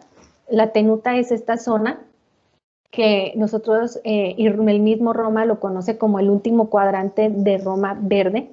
Es la última zona de mayor densidad vegetal en Roma, en la ciudad de Roma, que también tenemos esta visión idealizada de Roma, ¿no? El Coliseo y todo este romanticismo que conlleva Roma, ¿no?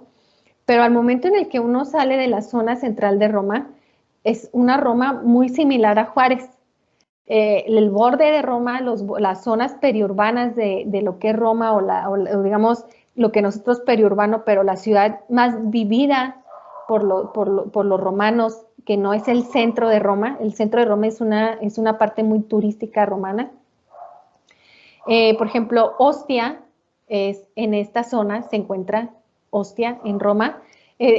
A no ser por el mar, hagan de cuenta que es Juárez.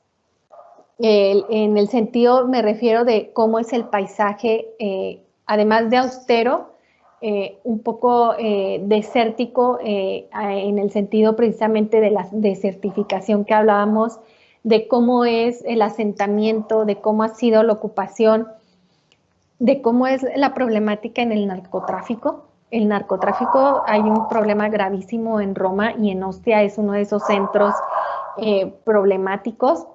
Hay una serie en Netflix que al final les voy a recomendar que precisamente muestra esta zona de Ostia, que es muy buena. Francesco Carreri también, si lo vieron, cuando vino aquí el año pasado a la universidad, trabaja ahí en Ostia. También muy recomendable que lo vean porque él trabaja mucho estas zonas que habita el habitante y no el turista de Roma. Pero bien, en superposición, ¿qué hicimos? Pues precisamente partimos de que esto es Roma, o sea, Roma casi siempre, Roma pensamos en Coliseo, ¿no? O Roma pensamos en romanos, o Roma pensamos en el Partenón, ¿no? pero Roma es muy amplia y nosotros estábamos trabajando en esta zona, en la tenuta. Características de la tenuta es a pesar de que es el último cuadrante tan lleno de vegetación, digamos la zona más densa de vegetación en Roma, no es accesible a los romanos. Esta zona está cerrada y por aquí lo que hay es una casa del presidente romano. O sea, el que tiene acceso a esta zona es el presidente en Roma. Es el parlamento en Roma, es el funcionario en Roma, es la milicia en Roma. Entonces es como muy irónico porque al final ecosistémicamente Roma está pasando por procesos de degradación muy intensivos por el turismo y que a diferencia de Barcelona no ha logrado saber cómo disminuir la afluencia turística. Barcelona se dio cuenta de esto hace unos años y en lugar de querer turistas están viendo de qué manera disminuir la afluencia turística en Barcelona. Esto es lo que quiere lograr Roma. ¿Cómo logro integrar ecosistémicamente, paisajísticamente una ciudad que ha sido muy visualizada bajo una visión turística, ¿no? Porque al final todo esto, pues, habitan romanos, ¿no? Hay una visión que nos excluye mucho al habitante. Y en Roma es así. Entonces, aquí igual, dentro de lo que nosotros estudiamos, comenzamos el análisis de superposición y hablamos de las tensiones en la zona de investigación. No voy a profundizar qué cosas estudiábamos porque lo que me interesa es que vean el proceso de la superposición. Muy específicamente para este proyecto nos enfocamos nos dividimos. Hagan de cuenta que el máster éramos un grupo muy grande de estudiantes en el que al ser un trabajo, un pedido, algo que se tenía sí que cumplir. De hecho, en este proyecto fue el que participó Sergi como docente mío. Éramos como un enorme despacho. A veces cuando lleguen a taller 5 lo entenderán, o los que están en taller 5 ya lo entenderán. Éramos un despacho muy, muy grande. No recuerdo ahorita cuántos éramos, porque éramos más de los que, es específicamente los que trabajamos en un master plan, porque al final hicimos o se dividió en grupos más pequeños para definir master plan. Pero éramos muchos, éramos bastantes estudiantes. Todos, unos venían de Madrid, otros eran de ahí de Barcelona, otros eran venezolanos, había peruanos, habíamos 2 mexicanos. Entonces, esto también tiene mucho que ver, porque no es lo mismo la visión del paisaje en Latinoamérica, la visión del paisaje en Europa, o la visión en el norte de Europa, o la visión americana del paisaje. Esto es bien importante. Había que consensar, y esto lo tienen que aprender a hacer, tienen que llegar a acuerdos de por dónde tiene que ir el proyecto, cómo se hace el proyecto. Y aquí teníamos claro, y la verdad es que el método usado es la superposición. Los resultados variables, yo sé que ha sonado muy repetitivo, pero es tal cual. Entonces lo que decidimos es que al haber entendido, ya esto era como a mitad del máster, que nos estaban explicando que las ciudades o los paisajes se integraban por sistemas físicos y por la intervención antrópica.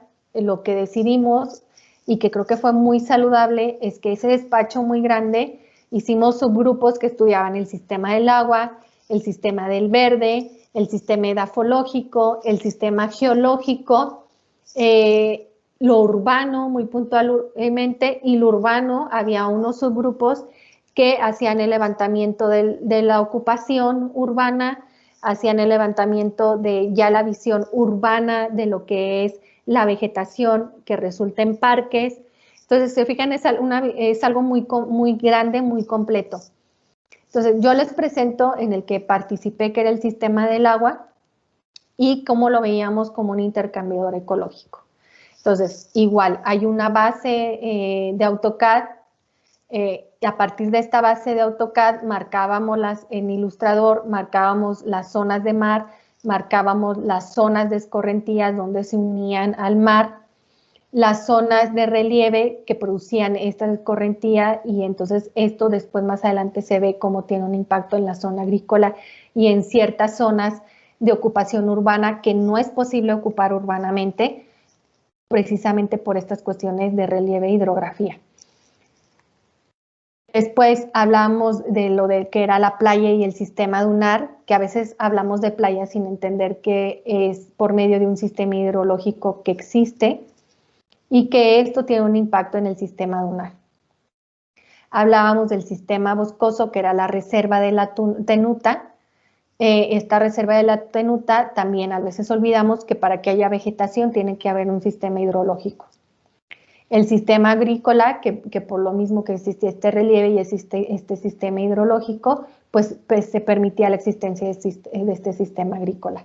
La vegetación propiamente o muy puntualmente asociada con el agua, que lo llamamos asociada al agua porque no es una vegetación implantada, es una vegetación que surge, que es nativa del lugar, que es originaria del lugar a partir del relieve y a partir de la hidrografía. Esta misma tenía ciertos gradientes, ciertas densidades, el verde más oscuro era mayor densidad y el verde más claro era menor densidad. Y después hablábamos de áreas de acción de primera etapa. Obviamente yo aquí les pongo un resultado que ya tenía que ver con el análisis y con haber visto lo demás de mis compañeros y que entonces determinábamos en dónde podíamos llevar a cabo áreas de acción y por etapas. Había propuestas de las posibles extensiones de las segundas etapas, de la segunda etapa, y esto terminaba o culminaba con el master plan. Aquí, por ejemplo, cabe mencionar que esto tenía que ver con algo muy importante, que era con la regresión del mar, y que si hablábamos de cómo se logró esto que ven que al final es un resultado igual de la superposición, nos dieron todos los mapas que ellos tenían históricos de Roma y de esta zona. Entonces, fue un estudio historiográfico que nos permitió, en relación a estas permanencias, determinar cuáles eran sí los sistemas boscosos de reserva, cuáles eran los sistemas agrícolas que habían sido permanecido y que todavía tenían posibilidades de permanecer en función del sistema hidrológico, porque esto también puede pasar, que donde hubo un sistema agrícola, como en Juárez, ya no sea posible mantenerlo porque el sistema hidrológico no lo permite o no tiene lo necesario para que se mantenga ese sistema agrícola. La vegetación asociada al agua no había cambiado, había disminuido, y esto nos dimos cuenta y por eso mostramos dos tonalidades en donde por el paso del tiempo esto había disminuido y se notaban estos dos cambios de densidad vegetativa. Y el master plan igual es por medio de una superposición en donde ya sumábamos la foto aérea, porque siempre es muy importante en algún momento mostrar cómo esta realidad del relieve, esta realidad del contexto. ¿Cómo está hecho? Pues fue esta imagen que en su momento hicimos en Photomesh, en Photoshop, en ausencia del GIS. La hicimos por cuadrantes y le fuimos sumando las capas traídas ya escaladas del AutoCAD y ya representadas en Illustrator, ¿no? Entonces marcábamos como lo negro son los torrentes dentro de la tenuta y fuera de la tenuta, las zonas de intervención que son marcadas con el color negro, que les llamábamos los intersticios, las zonas amarillas dentro de las zonas urbanas que eran zonas de actuación, las zonas de intersticio entre esa zona urbana de actuación y las zonas vegetales de intervención, cómo se comenzaban a integrar esas zonas y muy puntualmente cómo se ampliaban si se requerían estacionamientos o no, y estos son el color amarillo.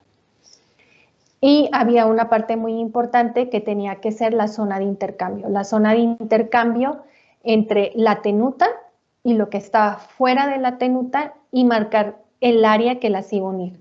Esto es muy llamado o muy comúnmente llamado como los intersticios.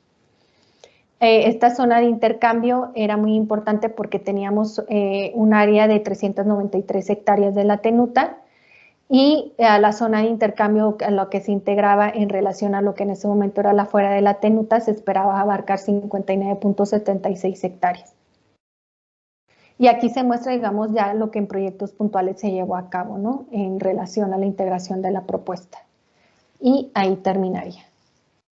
Entonces, hoy se tenía como objetivo que vieran el método de superposición cartográfica en función de cómo se aborda el paisaje a partir de la integración o conceptualmente el concepto paisaje como integrador, cómo se traslada a proyecto, de dónde provenía y las herramientas que al final creo que muchos hemos usado y que no sabíamos de dónde provenían o cómo se puede esto llevar a cabo el proyecto, ¿no? No sé si tengan dudas, comentarios.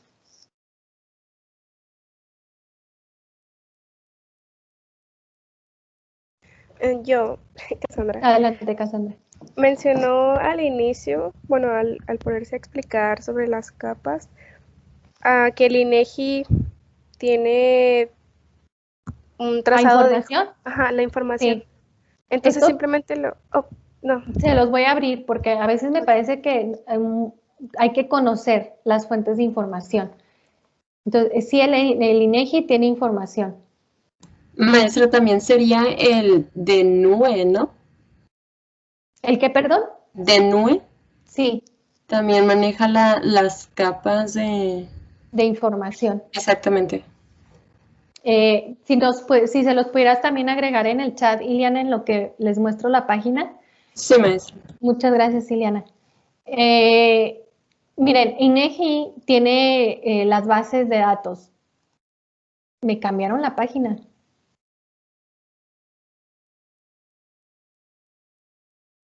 Pero aquí lo encuentran. Hay una donde aquí, no sé si es en marco geográfico. Es ahí, maestra, en marco geográfico. Sí. Renovaron su página. Ojalá nos hayan renovado también la información. Pero aquí está, Cassandra. Haz de cuenta que tú aquí, vamos a poner Ciudad Juárez, Chihuahua.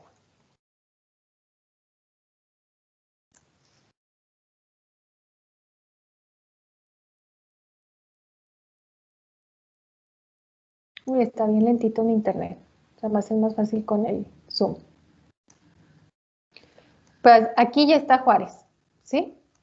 Y si te fijas acá arriba, te pone la opción de descargar PDF. Aquí debería de estar cargando las capas. Dice que no se encontraron resultados. Qué raro. A ver, Ciudad Juárez. Aquí está. Y viene la localidad. Ya le pones aquí. Pero no está poniendo la que es. Aquí te debería de poner Chihuahua. Ciudad Juárez, Chihuahua. Aquí está.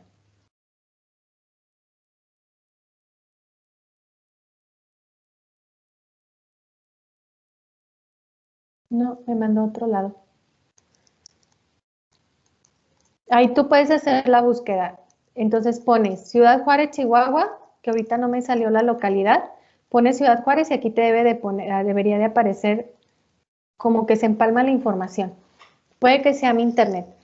Pero lo interesante es que te van a salir las capas. Te van a salir diferentes capas, te salen manzanas, te salen vialidades, te salen, hay otro mapa que también te viene también por manzanas ocupadas, manzanas desocupadas, te viene todo lo que levante INEGI está aquí cartografiado. Y le puedes poner aquí que te lo puedes descargar en PDF. Hay otra, y si quieren después me pueden escribir, porque realmente yo no había vuelto a entrar a la página y la acaban de cambiar aquí en mapas. Le pones topografía. Yo de aquí llegué a bajar mucha información. Y le pones en descargas. Pones aquí la entidad. Yo, por ejemplo, aquí pondría Chihuahua. Buscaría si viene todavía Ciudad Juárez. Escala. Tú a veces puedes identificar escalas. Yo trabajo 1:20,000. Realmente yo trabajo 1:20,000, 1:50,000 y la escala arquitectónica puedes poner todas. Y yo dejaría en edición todas. Y aquí te pone cómo lo puedes bajar. Viene la opción de Shape. El Shape cuando usamos el sistema de información geográfico, o bien el PDF. Por eso les digo que a mí siempre me ha gustado el ilustrador, porque el ilustrador o meto el PDF directamente del INEGI o de alguna fuente de información, que por lo general el PDF es como el común denominador, o que del sistema de información me puedo también exportar el PDF. Pero aquí es una fuente de información confiable, ¿no? Hay otra página. Antes les estoy adelantando muchas cosas que les va a servir, que luego me dicen, maestra, no nos debió de haber dicho hace mucho tiempo. Está esta otra página que a lo mejor también muchos ya conocen. Ahorita les pongo el link.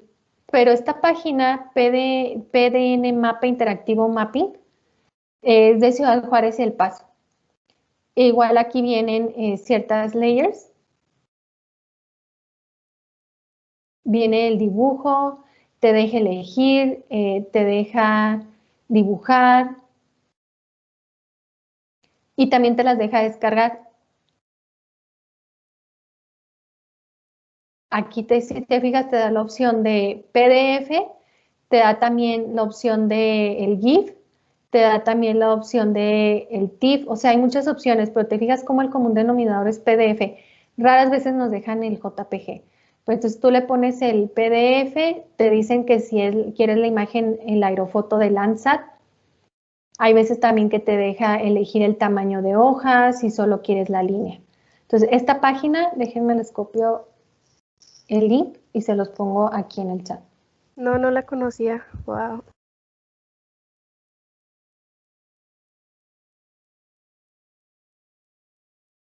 Ahí se las puse también. El principio, te fijas, aquí la quité antes de mostrarles esto, pero viene aquí el layer. Por ejemplo, si yo quiero el zoning y lo del zoning me aparece eso, ¿no? Porque yo estoy en El Paso, no le he puesto que es Juárez. Me pone la traza urbana, me pone el archivo de parcelas. Si quiero quitar El Paso, si quiero quitar Doña Ana. Estos son los de Juárez. ¿Te fijas cómo ponen Juárez Layers? Esta les interesa. Aquí pongo hospitales y me pone los hospitales. Pongo las iglesias, pongo los monumentos, pongo el Oxxo, y no está hecho por mexicanos. Es muy útil esa página también. Gracias. De nada, Cassandra.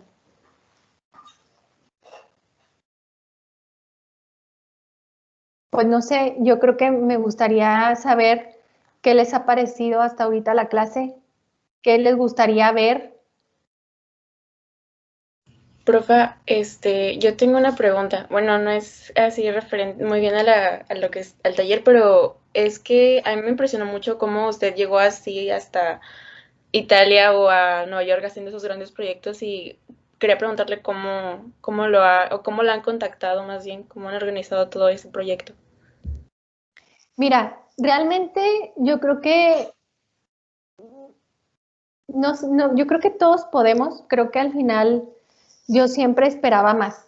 Yo estudié diseño de interiores, no sé si lo mencionan, muy pocos saben de hecho que estudié en la Universidad de Diseño de Interiores, porque como que yo me siento más en mi formación arquitecta paisajista y me he enfocado mucho tanto a la investigación del paisaje como al proyecto desde la visión paisajística. Pero yo estudié diseño de interiores aquí en la universidad y yo recuerdo mucho la clase que da la maestra Isabel de paisaje. En ese momento en la retícula era una clase, no era una clase optativa, de hecho era una clase curricular para interiores. Para arquitectura creo que siempre ha sido optativa. Entonces, cuando yo tomé la clase, me gustó mucho la clase, realmente me interesó la clase. A ver, yo estudié diseño de interiores, a lo mejor dice uno que tiene que ver porque el estudio. Yo estudié diseño de interiores porque yo quería estudiar arquitectura en la universidad en la Ciudad de México. Yo saqué mi ficha en la universidad en México. Entonces, poco antes de irme a hacer el examen tuve un accidente automovilístico muy grave que duré mucho tiempo inmóvil. Mucho tiempo usé collarín, me paralizó. Entonces, cuando fui a hacer el examen, obviamente no quedé en la licenciatura en arquitectura. Cuando me quedé en Juárez, yo dije, bueno, o entro a arquitectura, que ya estaba así como que no tenía como que perdí un poco el impulso o entraba a diseño de interiores. Al final, por un volado, cayó diseño de interiores y entré diseño de interiores. La clase de paisaje me gustó mucho, pero siempre como que me quedé con esa inquietud de que quería algo más. O sea, siempre a mí me ha llamado el aspecto de la vegetación, siempre, siempre, siempre. Entonces, una vez graduada, se dio la oportunidad de que la universidad, junto con la Escuela Hermanos Escobar, dio el diplomado de agricultura urbana. Yo me enteré de que había el diplomado, me inscribí en el diplomado de agricultura urbana y estuvo muy interesante. Me llamó muchísimo la agricultura urbana. De hecho, por ahí el comercial de que fundé Verde Limón Huerto Urbano, ahí lo pueden seguir en Facebook. Y ahí fue, yo te diría, ahí fue mi primer apertura hacia la primer puerta que se abrió. El ingeniero Viveros me dio la oportunidad en su momento de trabajar con ellos en el invernadero de ICB, que el invernadero de ICB era llevado por él murió hace 3 años, pero él me permitió trabajar ahí, me permitió aprender ahí todo lo que tenía que ver con propagación de vegetación, pues muchas cosas, ¿no? Que a veces como arquitectos creo que tenemos la ausencia y deberíamos de conocer aspectos biológicos de la vegetación, que ahorita lo mencionaban Oscar y Sergi, ¿no? Que hay cuestiones biológicas que a veces uno no se entera y que como arquitectos o como arquitectos de paisaje deberíamos de estar enterados o al menos trabajar en interdisciplinaridad o transdisciplinaridad porque los proyectos lo requieren. Él me abrió la puerta, pero estando en el invernadero con él, yo dije, bueno, el invernadero tiene un convenio con el Club Campestre, tenía un convenio con Parques y Jardines de la ciudad y producíamos mucha vegetación autóctona, pero a veces no había como este entendimiento de cómo se hacía la implementación. Entonces ahí fue cuando dije, yo tengo que estudiar arquitectura del paisaje. Entonces, he de decir que estudiar arquitectura del paisaje se da también por apoyo familiar. Esto también es muy importante. En ese momento hubo la posibilidad de irnos, mi familia, el doctor Rivero, nuestros hijos y yo, a que estudiáramos, ¿no? El máster, la verdad es que es un máster de 2 años y medio, que también yo creo que yo soy muy suertuda, yo me considero muy afortunada en la vida, porque en ese momento surgió la versión de 1 año y medio. Era 1 año presencial y medio año en tu casita y regresabas y presentabas tu tesina. Entonces, pues iba al máster de 9 a 9. Mi vida en ese momento fue el máster, ese año fue el máster tal cual. ¿Cómo se te abren las puertas? Yo creo que la misma academia debemos de abrirles a ustedes las puertas. A mí la puerta me la abrieron mis profesores, o sea, en ese momento los que formaban espacio público integradas, donde estaba Sergi, por ejemplo, donde estaba Oscar, donde estaba Valentina, donde estaban todos estos docentes, ellos buscaron, ellos no hacer el proyecto estaba enfocado a que los profesores lo desarrollaran, pero sin embargo se cambia esta visión y los alumnos nos dieron la oportunidad de desarrollar el proyecto. Yo creo que uno como docente a veces tenemos la posibilidad de a ustedes abrirles la puerta y es lo que deberíamos de hacer. Así es como, digamos que hubo esta oportunidad de ver otros proyectos, de conocer otros lugares y de que se generan las redes. Yo a partir del máster pues seguí en contacto con ellos, pidiéndoles ahora sí que participaran, ¿no? O sea, es pedir, yo creo que muchas veces es animarte a preguntar y a pedir que participen contigo, pero sí creo que la academia no debería de ser tan cerrada en ese aspecto. A mí si me preguntas, yo como profesora siempre procuro darles el cómo hacer las cosas, orientarlos en cómo hacer, no darles, orientarles, ¿no? Porque darles sería como no permitirles explorar a ustedes. Pero así fue, así siempre ha sido y siempre los invito por eso a que pregunten, a que si tienen dudas me pregunten, a que si no saben cómo representar algo me pregunten, a que se animen a salir. Hay becas, sé que cada vez hay menos, pero las hay que buscarlas. Así sería, Carla, la verdad que yo creo que soy muy afortunada en ese sentido de que Paolo fue compañero mío de la IRUA, que también fue así, no creas, fue agarrar, inscribirle en Instagram y así como que, oye, Paolo, ¿se animan? Y pues dijo que sí, entonces hay que animarnos a preguntar. Sí, muchas gracias. Bueno, la verdad, como yo voy en primer semestre y al principio sí se me hizo medio, no sé, complicado, porque yo no sabía, bueno, aquí hay algunos profesores hasta eso y yo no sé todavía cómo manejar AutoCAD y apenas vamos en esta parte, entonces ya al momento en el que estaba explicando me di cuenta que, o sea, la carrera es mucho más compleja y está muy interesante cómo lo explica también por la forma en la que no nada más es cuestión de estructura urbana y edificios, sino que también hay que verlo por esa parte de el agua, de las reservas que nosotros tenemos y cómo utilizarlas. Y está muy padre su tema. No, pues muchas gracias, Carla. No sé en qué semestres me toca estar, el semestre que entra sé que siempre estaré y espero estar ahí en titulación 1, pero por ahí siempre ando navegando en cualquier semestre y me gusta mucho, siempre busco que ustedes me digan si se entendió lo que expliqué, que estamos en esta parte, si no que me pregunten para clarificarlo, si no que me contacten por correo y creo que mucho es como conocer las herramientas. Yo ilustrador no sabía, ¿eh? A mí mis maestros fueron mis compañeros del máster. Además, yo era así como la grande, era como la señora. Entonces, aprendan mucho de sus compañeros. A mí me enseñó mucho mi compañera y amiga Marinés Saavedra. Búsquenla así, a Marinés Saavedra. Ella trabajó en el despacho de James Corner. Mis respetos para ella. Ella me enseñó. No sé de los demás si quisieran comentar algo, ya es la 1. Si tienen clase, pues está por aquí Ena, no te había visto Ena. Hola Ena.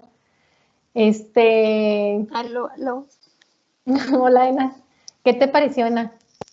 Entré nada más un ratito, la verdad, esta última parte, pero como siempre, excelente trabajo.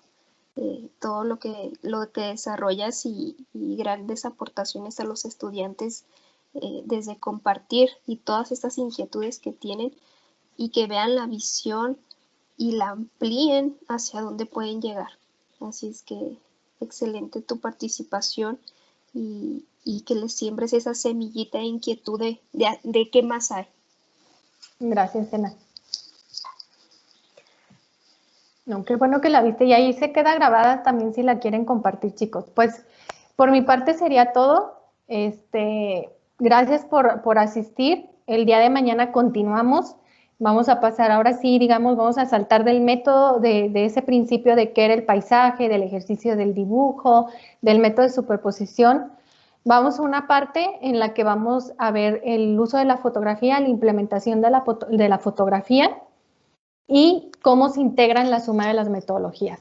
O sea, cómo puedo sumar el dibujo, cómo puedo sumar la superposición, cómo puedo sumar la fotografía, cómo puedo sumar la narrativa en el proyecto arquitectónico. Entonces, pues muchas gracias, que estén muy bien y nos vemos mañana, a los que se animen a entrar de nuevo. Gracias, Iliana. Gracias, maestra. Nuevamente. Nos vemos mañana en clase, ¿eh? Ok, muy bien. Gracias, maestra. Hasta luego. Hasta luego, chicos. Hasta luego, hasta mañana. Muchas gracias. Luego. Gracias, hasta luego.